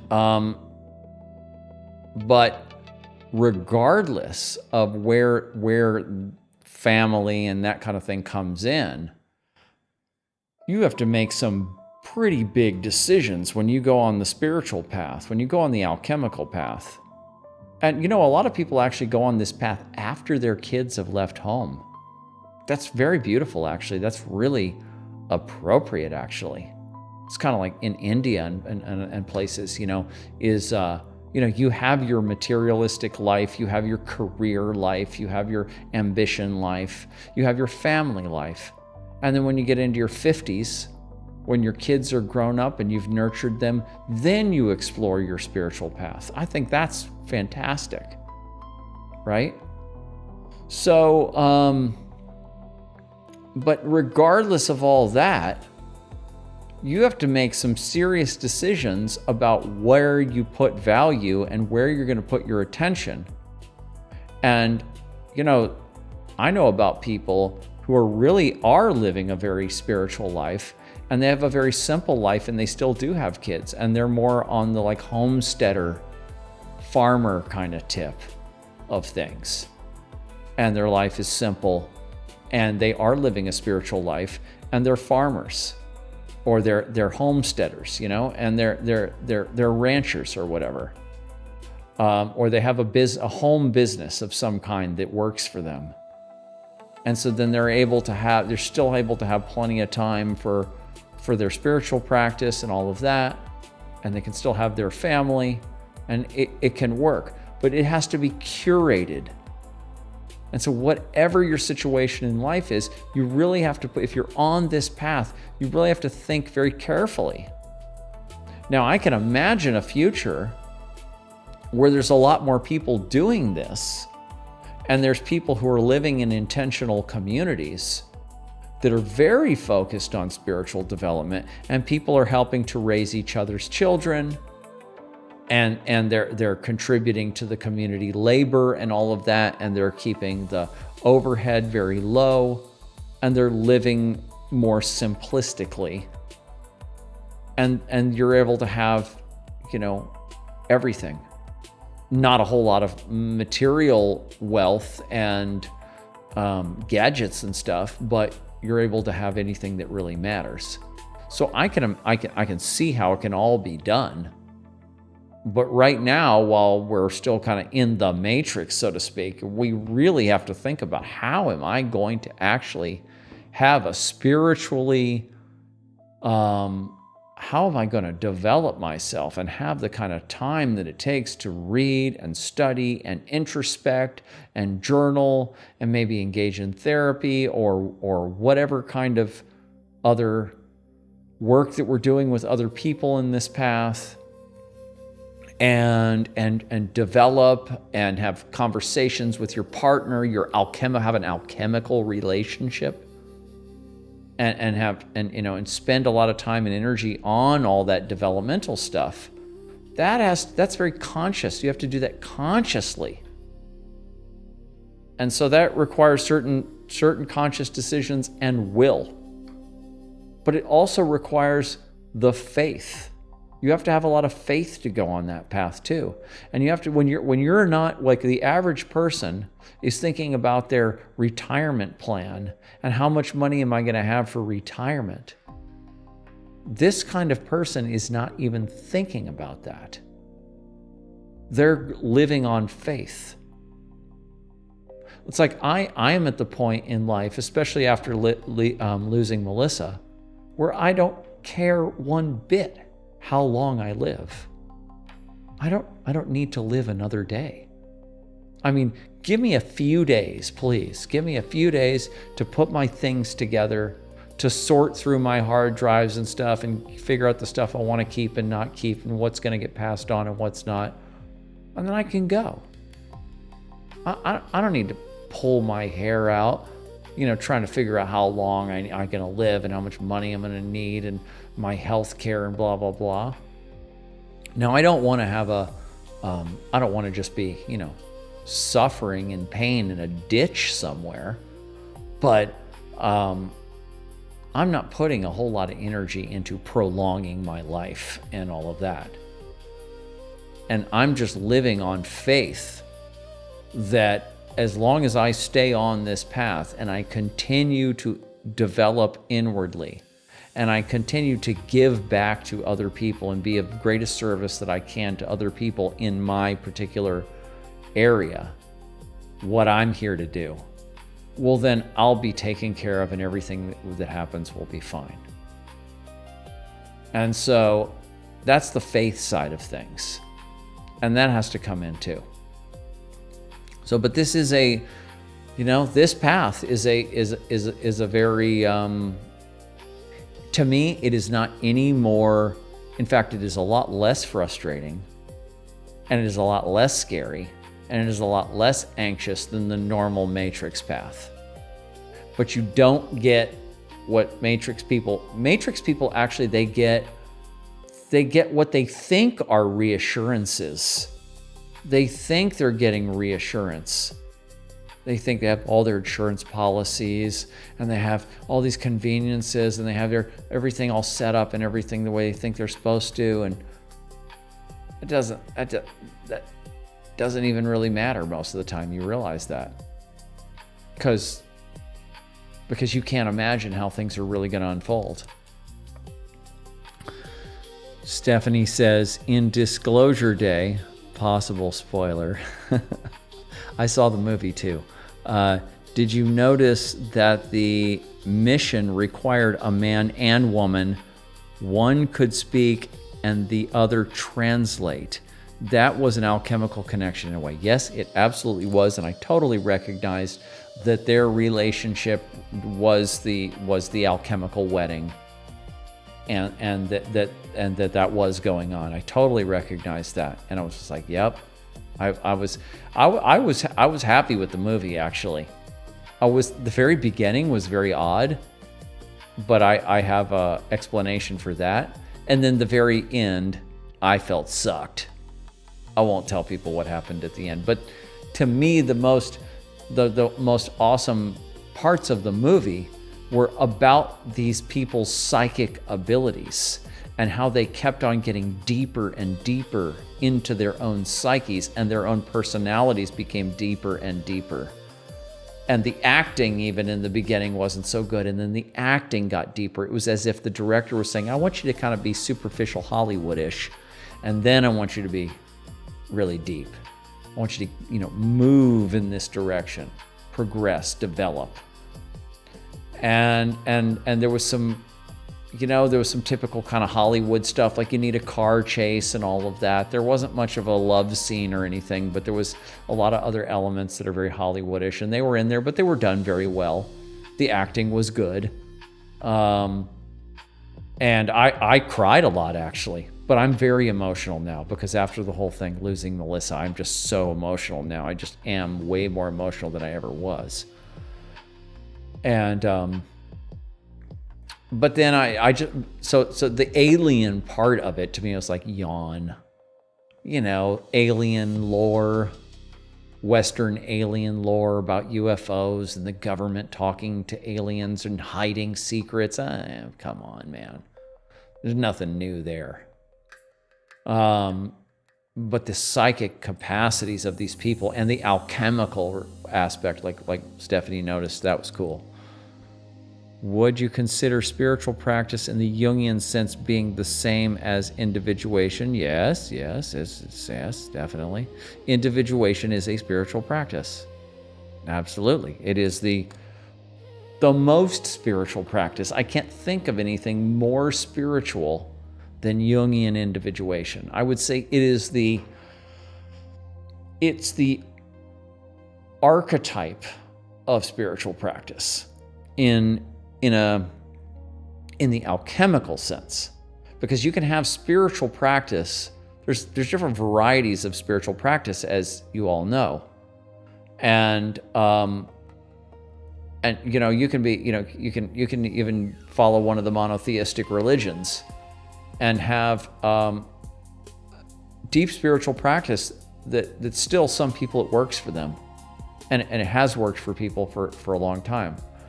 Especially if you can believe in the myths and really feel the connection between the rituals and the mythic narratives and yourself, and your soul, your inner state. If you can really intuit and feel that connection between the rituals and the myth and your own state and your own movie, then that's a spiritual path that's worth doing. I mean, it's what else are you going to do? If that works for you, that's what you're going to do. Or these yogic paths, that are about meditation, these Buddhist yogic paths that are about meditation and transcendental states, and the path of enlightenment and all of that. Obviously, those are, essential spiritual paths.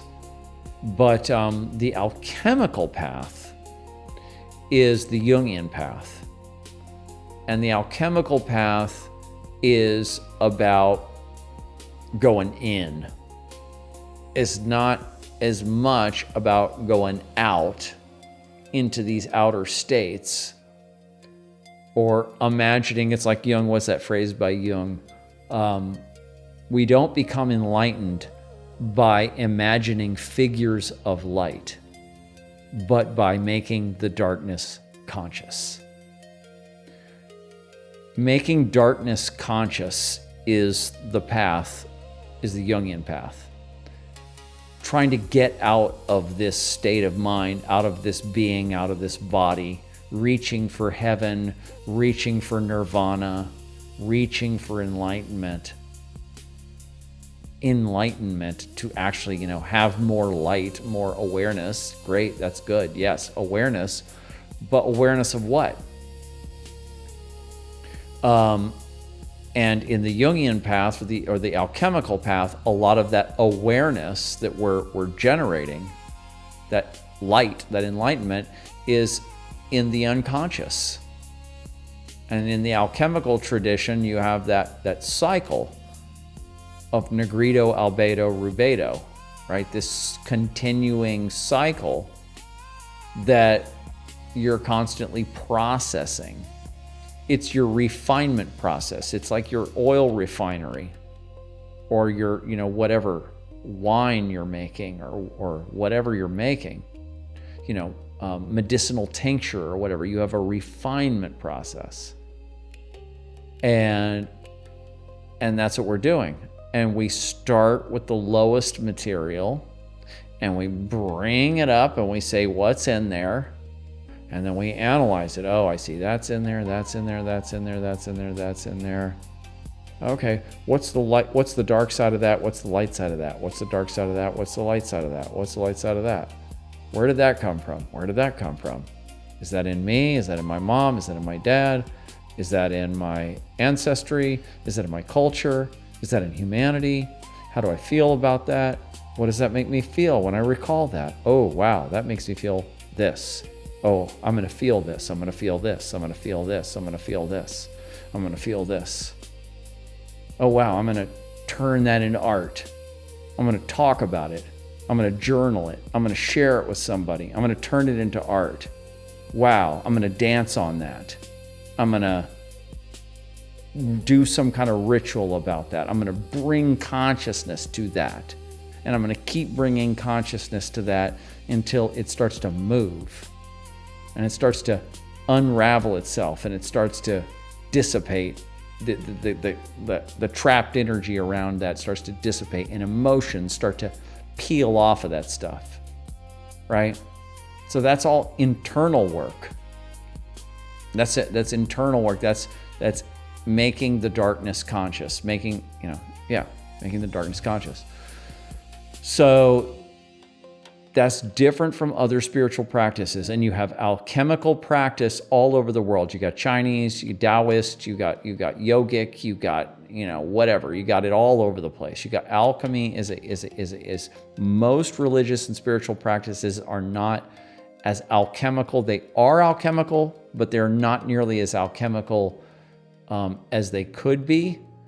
The alchemy is more kept within the myth itself. If you follow the myth, you'll see alchemies in there, but it's not prescribed in the rituals or the practices as nearly as deeply as what you're getting in any of these true alchemical practices, right?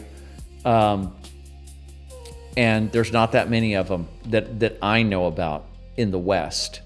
I think if I knew more about the Eastern traditions, I would know about the, Japanese, whatever, Naidan, I think it's called, internal alchemy. And so there are internal alchemies or different kinds of yogic practice. There are those things that work with the shadow, that work with the repressed material. But a lot of these are also very ancient. Now, Gurdjieff's system, which is definitely alchemy too, I actually got to talk to Jacob Needleman, who was like one of the most prominent Gurdjieffis, I think they called them. And I said, well, it sounds like everything you're talking about is alchemy. He goes, yep, that's it. This is alchemy.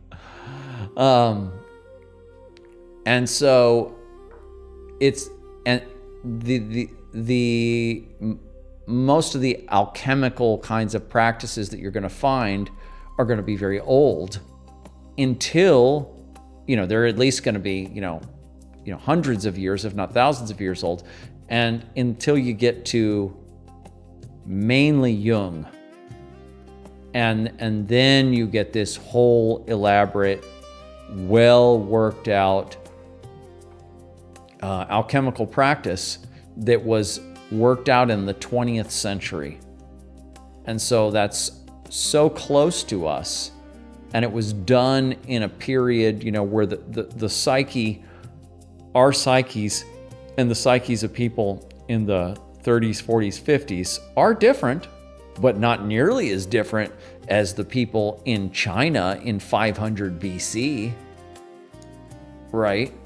So with the Jungian system, we have an alchemical system that's quite up to date.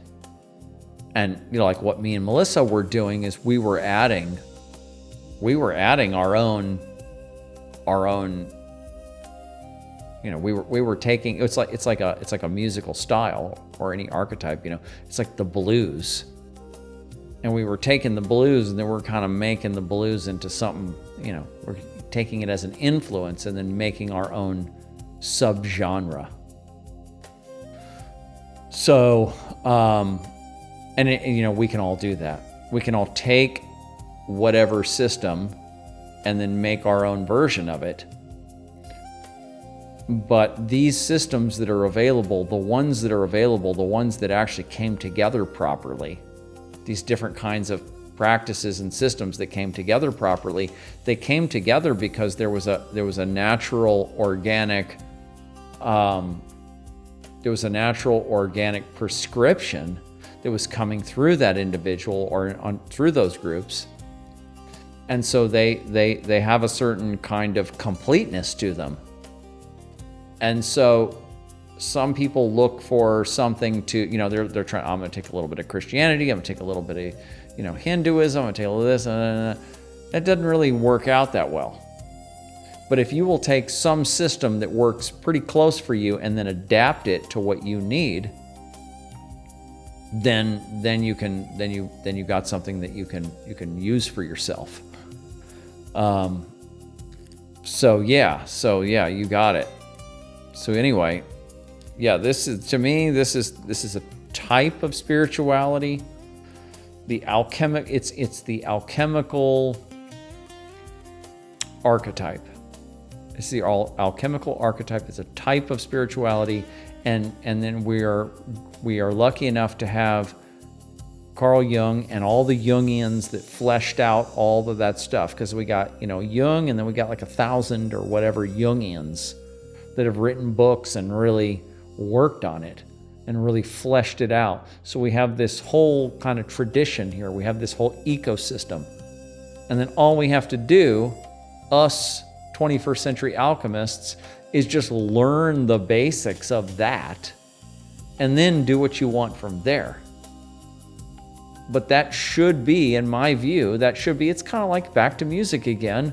When you're learning rock and roll guitar, they will teach you the blues scale. They will teach you, harmonic minor. They will teach you the basic scales. Or any style, piano, whatever it is, you'll learn the basic chops, and then you can go from there. And so that's what the Jungian system does for us, is that it gives us the foundation, which itself is rooted. It goes all the way down to the esoteric tradition of the Western world, and it goes into the East too. Jung didn't make his system ignorant of what was going on in India or in China. I mean, actually, there's this Chinese alchemy. What is it? The Secret of the Golden Flower. That when it got translated, Jung got a copy of it, and he was like, yeah, man, he wrote the foreword to the book or whatever. And so he's looking at stuff from other places. He went to Africa, he was looking at what Native Americans were doing and what the Hindus were doing. So he was not fully focused on those.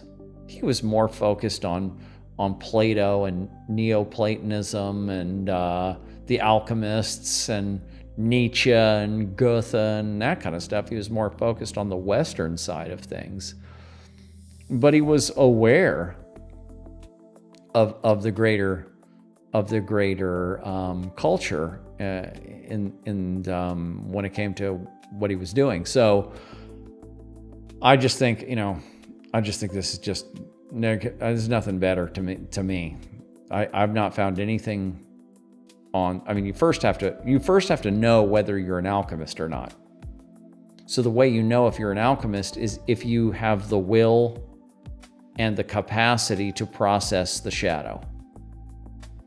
And so if you are naturally inclined to want to do that, and you recognize intuitively that I have to do this for my spiritual practice, for my own development, and that ignoring it or doing some kind of meditation or some way of getting out of it is not for me, I have to go into my more ancient material, then you're on the alchemy path.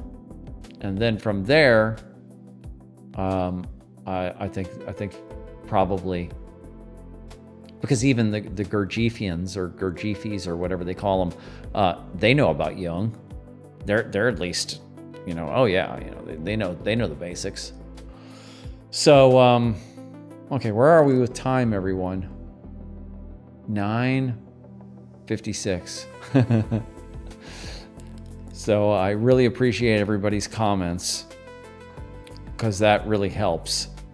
And but I'm glad that I'm able to actually every time I do a show every week, I'm like, okay, sometimes I have long sets of notes, and when I have those, I'm like, okay, I can use these notes, and then hopefully people will comment or call in, and then we'll have a full 2-hour show. Sometimes it's a little quieter, and I don't have as much material or whatever, and so it's a good challenge for me to see, can I really kind of keep it going and really just kind of dig in and deliver for 2 hours for you guys. Dana says, I love how you talk about making living art, using that discovery of the dark, shadowy stuff and letting it fuel the creativity and transmuting it into art and releasing the emotions, etc. This is alchemy, Dana. That's in line with the Jungian system, and that's in line with the general archetypal motif of alchemy and how we do it and how we get the lower stuff and then we transmute it and we move it. You've got the lower drives, and you got the repressed drives and repressed emotions, and you get access to them and you bring them up, and then you let higher levels of emotions get triggered off of that, and you learn off of that, and then you get that into your cognition and you journal it and you make art out of it. You talk to people about it. Talking to people about it is essential. I mean, journaling will get you halfway there, or even posting on social media about all your depth and all your shadow stuff is good. It's good. Putting it into your persona, because technically the what I would call the structural shadow is the material that is not allowed to go into your persona. It's not allowed to go into your identity, into that structure that you show other people. This is who I am, this is who I am. This is where I come from. These are my hobbies. These are my social groups. These are my political beliefs. All that, you show that to people. That's your player piece, Melissa called it. And then what is allowed and not allowed to be shown to the rest of the world. And the stuff that is not allowed from your background, from your family, from your social sphere, what's not allowed, that's the first category of the shadow. So getting your stuff up and getting them onto your Facebook page or your Instagram or whatever you're using for social media, and just putting that stuff out so that other people can actually see your darker stuff is shadow work. Definitely. Absolutely some of the most powerful and best stuff. But having conversations with people is even better, because the social media people are anonymous to a degree. So but when you can have conversations with your spouse, with your partners, with your friends, with somebody, your therapist, this is half of what therapy is about. It's just having another human being that you can just blurt out your shadow junk to that person, and they listen without judging you. That's a very important part of shadow work. That's one of the most essential parts of it, is getting it into the greater culture through talking to other people. Got to be the right people. I mean, on Facebook or whatever, it's cool. You can kind of just do it, and it's whoever looks, and whatever they think doesn't matter. Unless your family members are looking at it, and in that case, it's even more powerful. If your family members are looking at your Facebook page and you're blurting out all this stuff, that's good. They should see that. You got to be careful about how you do that. There's a way for you to release all this kind of stuff into the culture and into the family without completely destroying the family, but it's still releasing. So yeah. Dana says, let's see here. Let me go back a little bit. Dio, Jungian themes are common in a lot of Japanese art like anime and I don't know what that next word is. But wow, yeah, I don't. It's funny actually. This other guy, Colin, I was telling you about. He was talking about anime. Him and his wife's Japanese, and they're into it. I haven't really looked at it very much. I know what it is, but yeah, whether they're getting those themes from Jung or they're just getting them from the collective unconscious because these themes are archetypal. Dana says, this is how I've always lived. Yeah, I remember you said that last time. You called and about putting your stuff out there and metabolizing your stuff. I draw and paint and write poetry and songs and journal and play guitar and sing. And now I'm in a peer support. I'm a peer support person, just like a counselor. Yes, exactly. No, we talked about this last week. Yes, absolutely. Everything that you're doing, Dana, is in the Jungian prescription. That is everything that you're doing. All those things that I just read of what you're doing, that's all in the Jungian prescription, and we can all, use those types of practices to whatever degree we want. And I'm an open book to tell all, to relate, and let others be seen. You are, and that's good, and it's a very beautiful thing. And I'm pretty much that way too, and so was Melissa. But not everybody is, because a lot of people have come from families where there was a lot of secrecy, and and some people rebel from that, and they just go the reverse direction and they just blurt everything out. But some people don't. Some people are, probably, I don't know, half or more people don't go that direction, and they're still much more cautious about releasing their shadow material, their secrets, so to speak. And most people imagine that their secrets are more shameful than they are. And I think especially now, though, in this, in the 2020s, this isn't the 1870s, right? And it's not the 1950s, and pretty much everything's out there now. And so you just have to kind of practice. It just takes time for people to start releasing this stuff and testing it and doing trial and error, and just testing and learning what the public will take, or what your family will take, what your friends will take, and just kind of until you can kind of get warmed up with it. RPGs, role-playing games. Oh, certain style of Japanese video games. Okay, right, role-playing. Yeah, I know what that is. Heard of it. Haven't played a video game in 40 years, but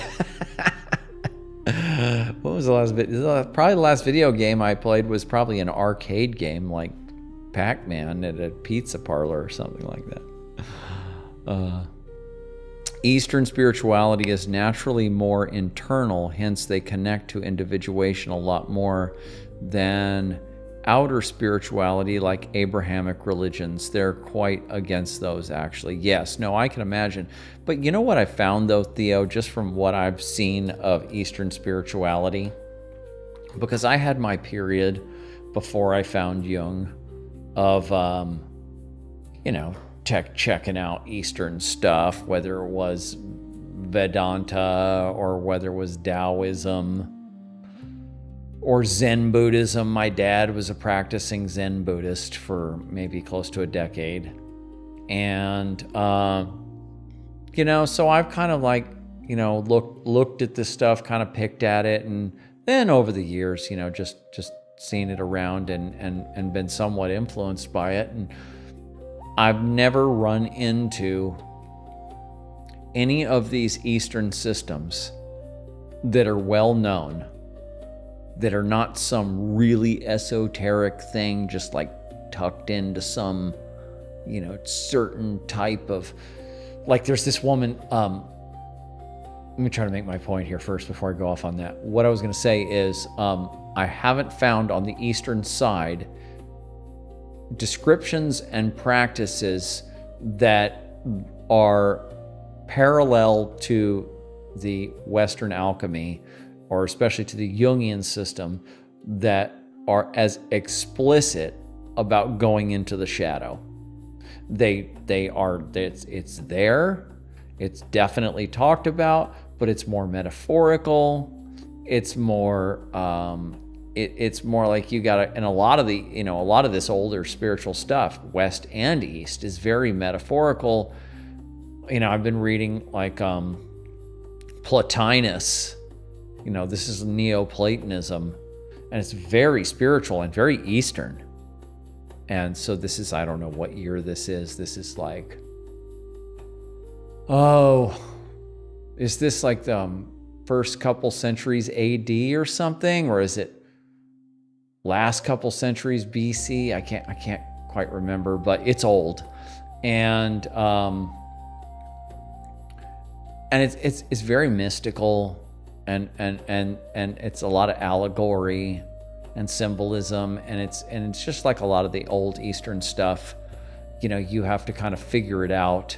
It's very symbolic and metaphorical, and so shadow stuff is talked about in there, but it's not expressed and explicit, specific. You go into the Jungian system, and it's like you gotta go a little bit deep, but it's like, here's the shadow. This is what it is. There's the categories of it in like normal, up-to-date language, and just specifically telling you these emotions, this content, this is how it's related to the ego, this is how it's related to the persona, this is where it comes from. And they're a little bit lighter on what to do about it, other than active imagination and journaling and talking to your therapist. And they have some practices and stuff, but a lot of practices of shadow work have been developed since Jung's time.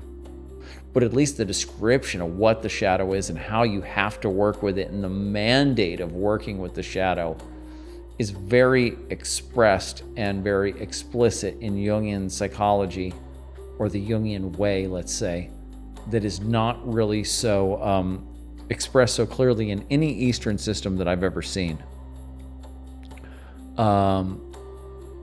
Let's see, Theo, we're talking to Theo. Traditionally, definitely not, but in modern spiritual art, it's clear they're getting into shadow stuff, tarot, and more. Yeah, definitely, and all of these spiritual systems are influence each other now. Now in the 21st century, we had the East meets West over the 20th century, right? You had Yogananda and those people coming over in the early 20th century. You had the Tibetan Buddhists were coming over mid 20th century, and they had the 60s, and everybody's reading all that Eastern stuff. So we had the East meets West going on over the last century, but now we're really it's really kind of turning into a big melting pot now. So Jungian spirituality is influencing them, it seems. I think it is. I think definitely it is, as well as other Western esoteric practices. Yes, it's a mix of actual Jungian practices that and motifs that are influencing the culture, which has been happening since the whole 20th century. I mean, Jung's ideas were probably first really kind of getting some kind of traction, maybe outside of those little groups in Europe, probably in the 50s, but then especially in the 60s and 70s. The 60s and 70s was a big period of Jungian material getting into the culture. It was the biggest period we've had so far. But it's still there, and it's coming back. Right now, it's still rather superficial. We are getting a resurgence in interest in Jung, definitely. You see quotes from Jung everywhere now, and people love that stuff. But I don't think we actually have any more people who who were studying the system with any kind of scholarly intent, because of where we are in culture, and everything is so fast and superficial, and we're just getting flooded with information, and everybody's attention spans are all screwed up. Jung requires the reverse of that. Jung requires a lot of depth and time and attention to really, get into him. So people are just looking at the surface level of it. That's good, though. I'm glad that that's better than nothing. And we are, like, I just saw like this comedian, Jimmy Dore, is this sort of alternative political commentator comedian. He's got a book club, and they've been reading Jung's autobiography in his book club, and he has a Jungian therapist. He lives in LA, and he has a Jungian therapist, and he talks about it openly. And he just got on this other big program, Tucker Carlson, where he talked about Jungian ideas. He actually, I think that was the first time in many years that a mainstream show, it's podcast world, but it's still up close to mainstream, had somebody on there talking about Jungian ideas. And since when? Since Joseph Campbell did the Power of Myth series with what's his name? The PBS guy, Bill Moyers. And they put that Power of Myth book out and stuff. That was 86, 87. So, yeah, that's good. Yeah. So it's creeping out there, but there's, and I see a lot of people on YouTube. There are a lot of people like me, or just kind of practitioners on their own that are talking, and there's some level of depth with this. And so it's out there. If you want to find Jungian material, it's as easy as you can get. But what I was going to say is that you're seeing Jungian material coming up, but then you're also seeing archetypally alchemical material, because it makes sense. It's, I was talking about earlier, all is mind. So it's all one psyche. It's all the human psyche. And so when you're going through a period where all of this shadow material has been collecting up, right? Everybody that is into the red pill world, you have all this material. Everybody's looking at all this shadow stuff, all this corruption and Jeffrey Epstein, and just on and on and on and on and on, all the red pill stuff. So when you have all that stuff and it's coming to the surface, that was not consciously done. There wasn't some political or religious group or anything that consciously said, let's focus on this and start pulling up the shadow. That wasn't consciously done. That was done by a handful of brave people that started looking at all the political shadow stuff that have always been around. There's always been a handful of people. And then more and more and more started collecting up. More and more and more people started, piling on, to the point to where you have just hundreds or you have thousands, many thousands of podcasters and researchers, and they're all pulling up collective shadow material, and they're saying, look at this, look at this, look at this, look at this corruption, look at this shadow stuff. So that's a natural organic phenomenon. And so it also makes sense that you would have that the remedy for that the alchemy, the therapy, the medicine that works with the shadow would also, after a while, have to come up too. Because what do you do with this, right? And so the collective psyche would start inspiring people to start talking about it. And so you would have more and more people talking about shadow work and all of that and everything, and you would just have a whole blossoming of people talking about that. And we are seeing that, but it's only permeating to the degree that it can permeate. So it goes in its own time, and there's nothing any of us can kind of do about it, except for that, if you are on that path, if that's what you're doing, people that watch this show, that's what we're doing. We're taking shadow material and we're metabolizing it, and then we're putting it into the culture. We're talking about it, moving around it, working with it, developing techniques, frameworks, understandings, mythology, everything that has to do with processing the shadow, illuminating it and metabolizing it. That's what we're doing. That's alchemy. And it's one function of alchemy. There's more than just the shadow. You know, there's all the anima, animus integration, and there's all the other stuff, like the living in the movie stuff that we talked about tonight. This is all alchemy too. This is hermeticism, you could say, which is sort of the greater container that alchemy goes in, at least on the Western side. Or let's just call it the esoteric tradition, or the perennial philosophy. Alchemy is inside that. And so it would make sense that people would start talking about this and people would get serious about it, and you would have, now we're just scratching the surface with it right now. So this is kind of where I'm at with it. Like Melissa and I were at, we were like, it took us a while to figure out what we were doing and where we fit into things and why we were so passionate about this work and why things were coming to us the way they were. And it's like, oh, wow, okay, we have a certain role here. And then we put ourselves in the world. We started writing books and putting out talks and stuff, and we realized that, oh, most people are afraid of this.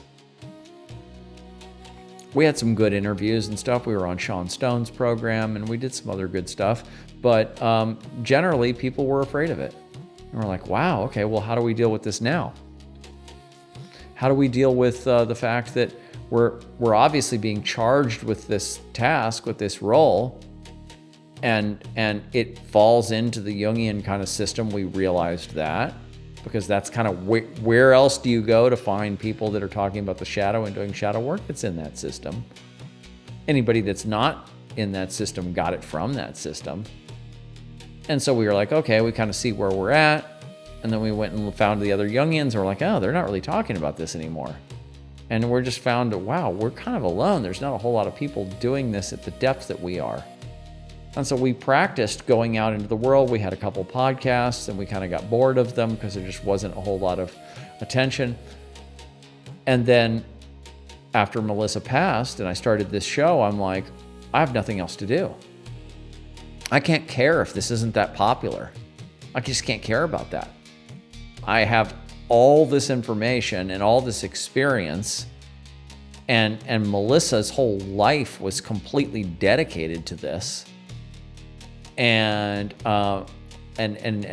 this was her mission, and I have to continue this on. I have to honor her mission.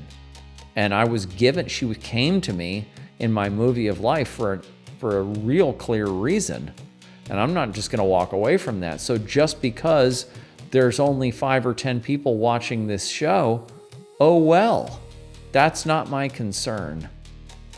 So then I just am like, okay, I got to do this regardless of whatever it is, whether it's popular or not, whether the algorithm represses it or not or whatever. And then just keep at it, keep going at it, keep developing it, and just keep focusing on it, and getting deeper and deeper into my own work, deeper into the process, deeper into understanding, deeper into educating myself. By the way, I want to tell you guys about, there is, where did I put that? Let me see where I put this. There is a lecture by Terence McKenna. I recommend it to everybody. Terence McKenna, let us find this. Let me find if I put it on the reading list. There is a lecture by Terence McKenna at the Esalen Institute. And let me go down here to videos and see if, yes, let's see here. Colin, did I put it in? Oh my God, I don't have it in there. I'm going to put this in here. I'm going to put this in the chat. I'm going to put the link to this in the chat. Hold on a second here. ShadowTechAlchemy.com. Let's see here.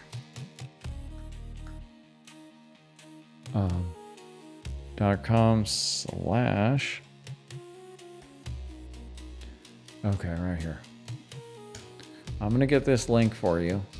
And lecture on alchemy by Terence McKenna at copy link address. And now let me see if I can put this into the chat. Let's see if this is going to work. I'm going to give you guys a really good talking about alchemy all night tonight. And let me put this in here. Oh, darn, it won't do it. That is so annoying, right? So what I'm going to do is it won't let me put it into the chat. Oh, you know what? I have a better way of going here. I'm going to trick this thing. I'm going to go on to the YouTube page. And I know that messed with it. I'm going to go into the chat right here. I'm going to put it in right here. Let's just try this. Yes. Okay. I just put a link in the chat. And that is Terence McKenna at the Esalen Institute. And I don't know when that is. It's in the 90s. And man, is that good. I mean, he was just, man, Terence was just, I mean, he had his areas, you know, where he really was a genius. And he was just a true genius, life artist. And I think it's like 2 or 3 days, it's 4 hours of several sessions of him talking about the Hermeticism and the history of alchemy and what it's all about and doing it and what the alchemists were doing and what Carl Jung's interpretation of it was, and just really give you a very deep philosophical, spiritual understanding of the art. And yeah, there's some things in there, you know, that I'm going to have a little bit of a different opinion on certain things. But that is like anybody that's like, okay, if anybody ever says, I need an education in alchemy, what is it? Especially internal alchemy, but the whole philosophy in general, then that is the thing. You listened to a ton of McKenna when you were starting to wake up. Yeah, me too. I remembered where I was when I first got into McKenna. I was at what's called Tower Records. It was a big record store in the United States. In 1993, probably in, I don't know, some point in 1993, they had a little bookshelf in there where, this is in the Bay Area in Concord, California. There was a little bookshelf that had like it had, you know, stuff on bands, rock and roll bands and stuff like that, and it had some spiritual books in there. And I think it had like it might have had Ram Dass Be Here Now was probably in there, and some stuff like that. And it had Terence McKenna. Somebody had put Terence McKenna, Food of the Gods, was in there. And because he didn't write that many books, he was mainly a lecturer. I think Terence only has like 3 books out. He's got the one with his brother. What is that? True Hallucinations, about them hunting for mushrooms in South America or in Mexico, wherever it was. And then he's got the Magic Mushroom Grower's Guide. That was actually before that, in the 70s. And then he's got his Food of the Gods. And I bought that out of there. I started looking at that and I was like, oh my God, I got to get this. And I took that home, and that's when I first found Terence McKenna in 1993. So I would have been, it's 24 years old. And that's when I first found out about him. But then in 2006, 7, 8, I was on these, what are those called? Those peer-to-peer, what are those things called now? Do we even use those? Those databases, torrent databases. And I was on one of these torrent database listings and stuff, and I put Terence McKenna in there, and I found all these folders of Terence McKenna lectures. So I just downloaded all those folders, and yeah, there was a period where I was listening, like I'm sure Theo has folders of, because all that stuff's out now. All the, you know, all his collected, there's hundreds of Terence McKenna lectures. I listened to a ton of those. So Melissa got to meet Terence McKenna. Also, I imagine the same year. She was a little older than me, but she in Marin County, and it was probably when he was on the book tour for Food of the Gods. and she had a very meaningful connection with him. And I remember she remembers it as an element, as a script in her movie. I know a lot of Melissa's movie. Her movie was imprinted upon me. She told me a lot of her mythic occurrences that stack up to make her backstory and the significance of her movie. They've become mine now. They're almost like my memories. I cherish them as mythology, as like sacred mythology. And she met him, and she looked at him, and she said, "What you're doing, you're doing this for all of us. What you're doing," she said, "I know that what you're doing is going over most people's heads, but it's very important that you keep doing it, and what you're doing is very important, and it's helping us all, whether we realize it or not." Something like that, she told him, and he was thankful, and he listened and stuff. And so she had that connection with him and everything, and that was cool. So that was her in Melissa's in Melissa's mythology and her story. So that was cool. And Melissa's got she had a lot of stories like that. Melissa, she had an epic life. Her life was so epic. And I have some of that stuff is in the movie I made about her, but I'm going to make more movies about her. I already started picking through my files again and going, okay, let me start the next one. Because the first one takes you, and the first one will be out at some point this year. Anybody that wants to see the movie about Melissa that hasn't seen it yet, just send me a text, send me a message, and I'll send you the private link. Or you can I'll just tell you right now. It's fine. There's not that many people here. It's shadowtechalchemy.com/film. shadowtechalchemy.com/film. Just go there. I have the link to the movie if you want to see the movie. That tells you the whole story of how we met and how a lot of this work came together. It's 100 minutes, and it's kind of crams the whole kind of story of my life with her performance art, the band that we made together, and then our spiritual life together, and then her getting sick and then passing, and then I interview her sister and her ex-partner Mark, and I show a lot of her old music from the 80s and 90s and performances and stuff. And so it's sort of like a whole story all about Melissa from my perspective. Once you see that, though, if that gets you, if people that see that connect to her, and a lot of, I went through a period where I was sending it out to anybody that I thought would be willing to watch it. And a lot of people, especially women who are on this path, really resonated with it. And they really resonated with Melissa and her way. And so once you've seen that, then I'm going to make other movies. I'm going to make another one that will be all about her music career, just music. And you just get to see her in different situations. And that one might be shorter. That might be a short, like 30 minutes or less. And then I'm going to make another one also, an hour over, probably, another 100-minute one or 90-minute one or something, that will be a lot of other footage that I have of her, and then me retelling her mythic stories and stuff.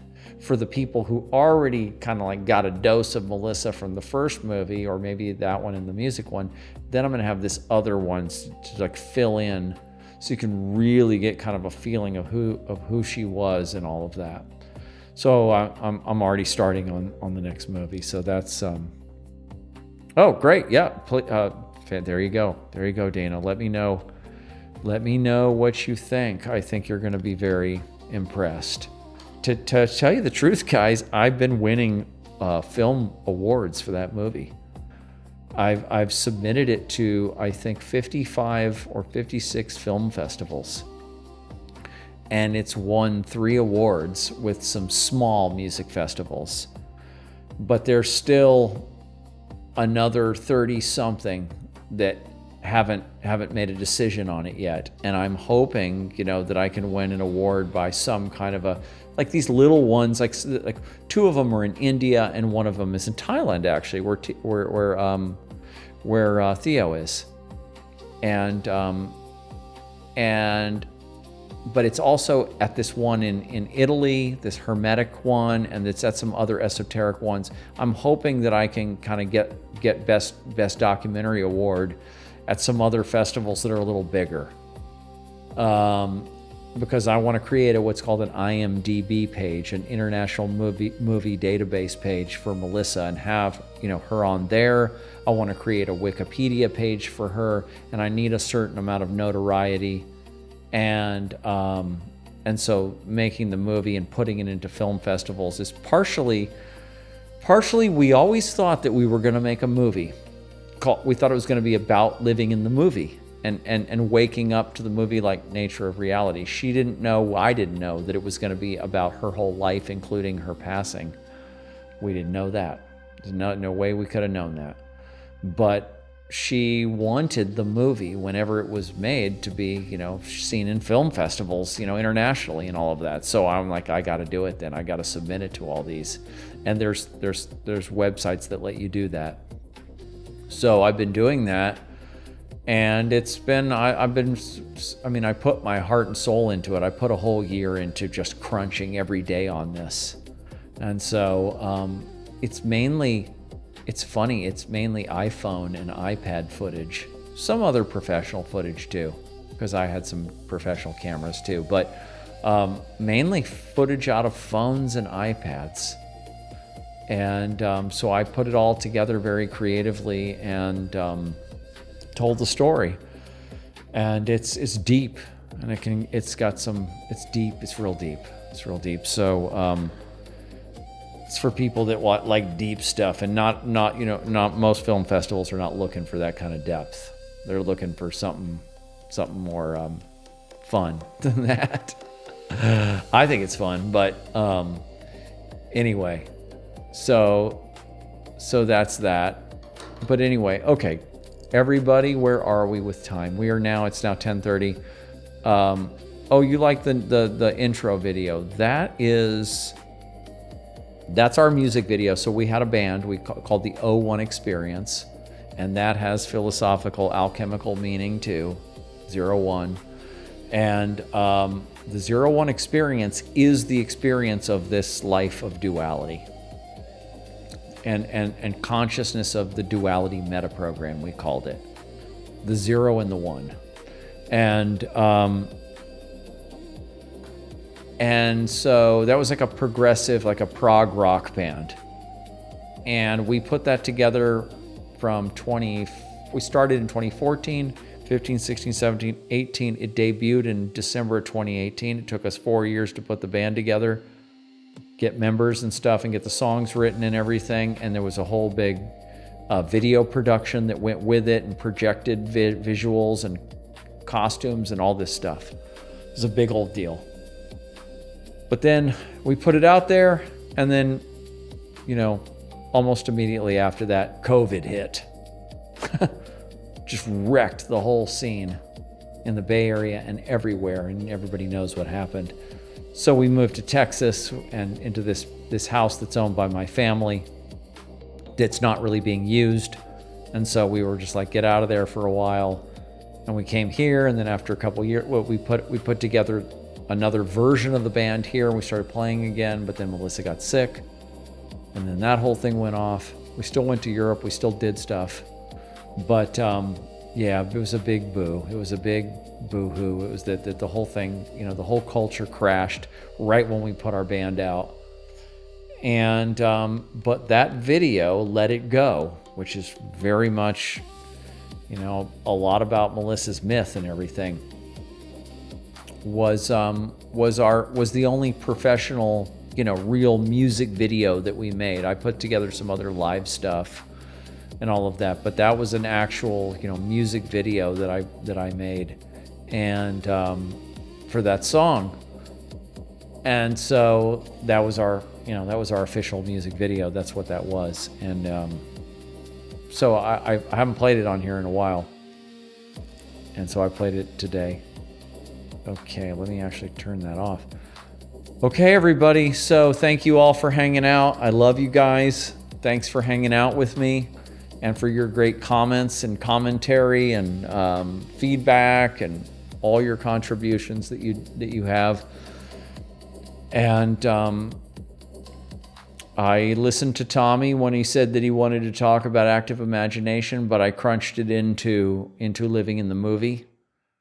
And so I'm always open for feedback as to what people want me to talk about. So it's a lot of the same themes, but every time we go back around it's hits it from another angle and all of that. So anyway, that will be it for tonight, and everybody have a great week. And you know where to contact me, shadowtechalchemy.com. And everybody have a great week and a great night, and I'll talk to you later.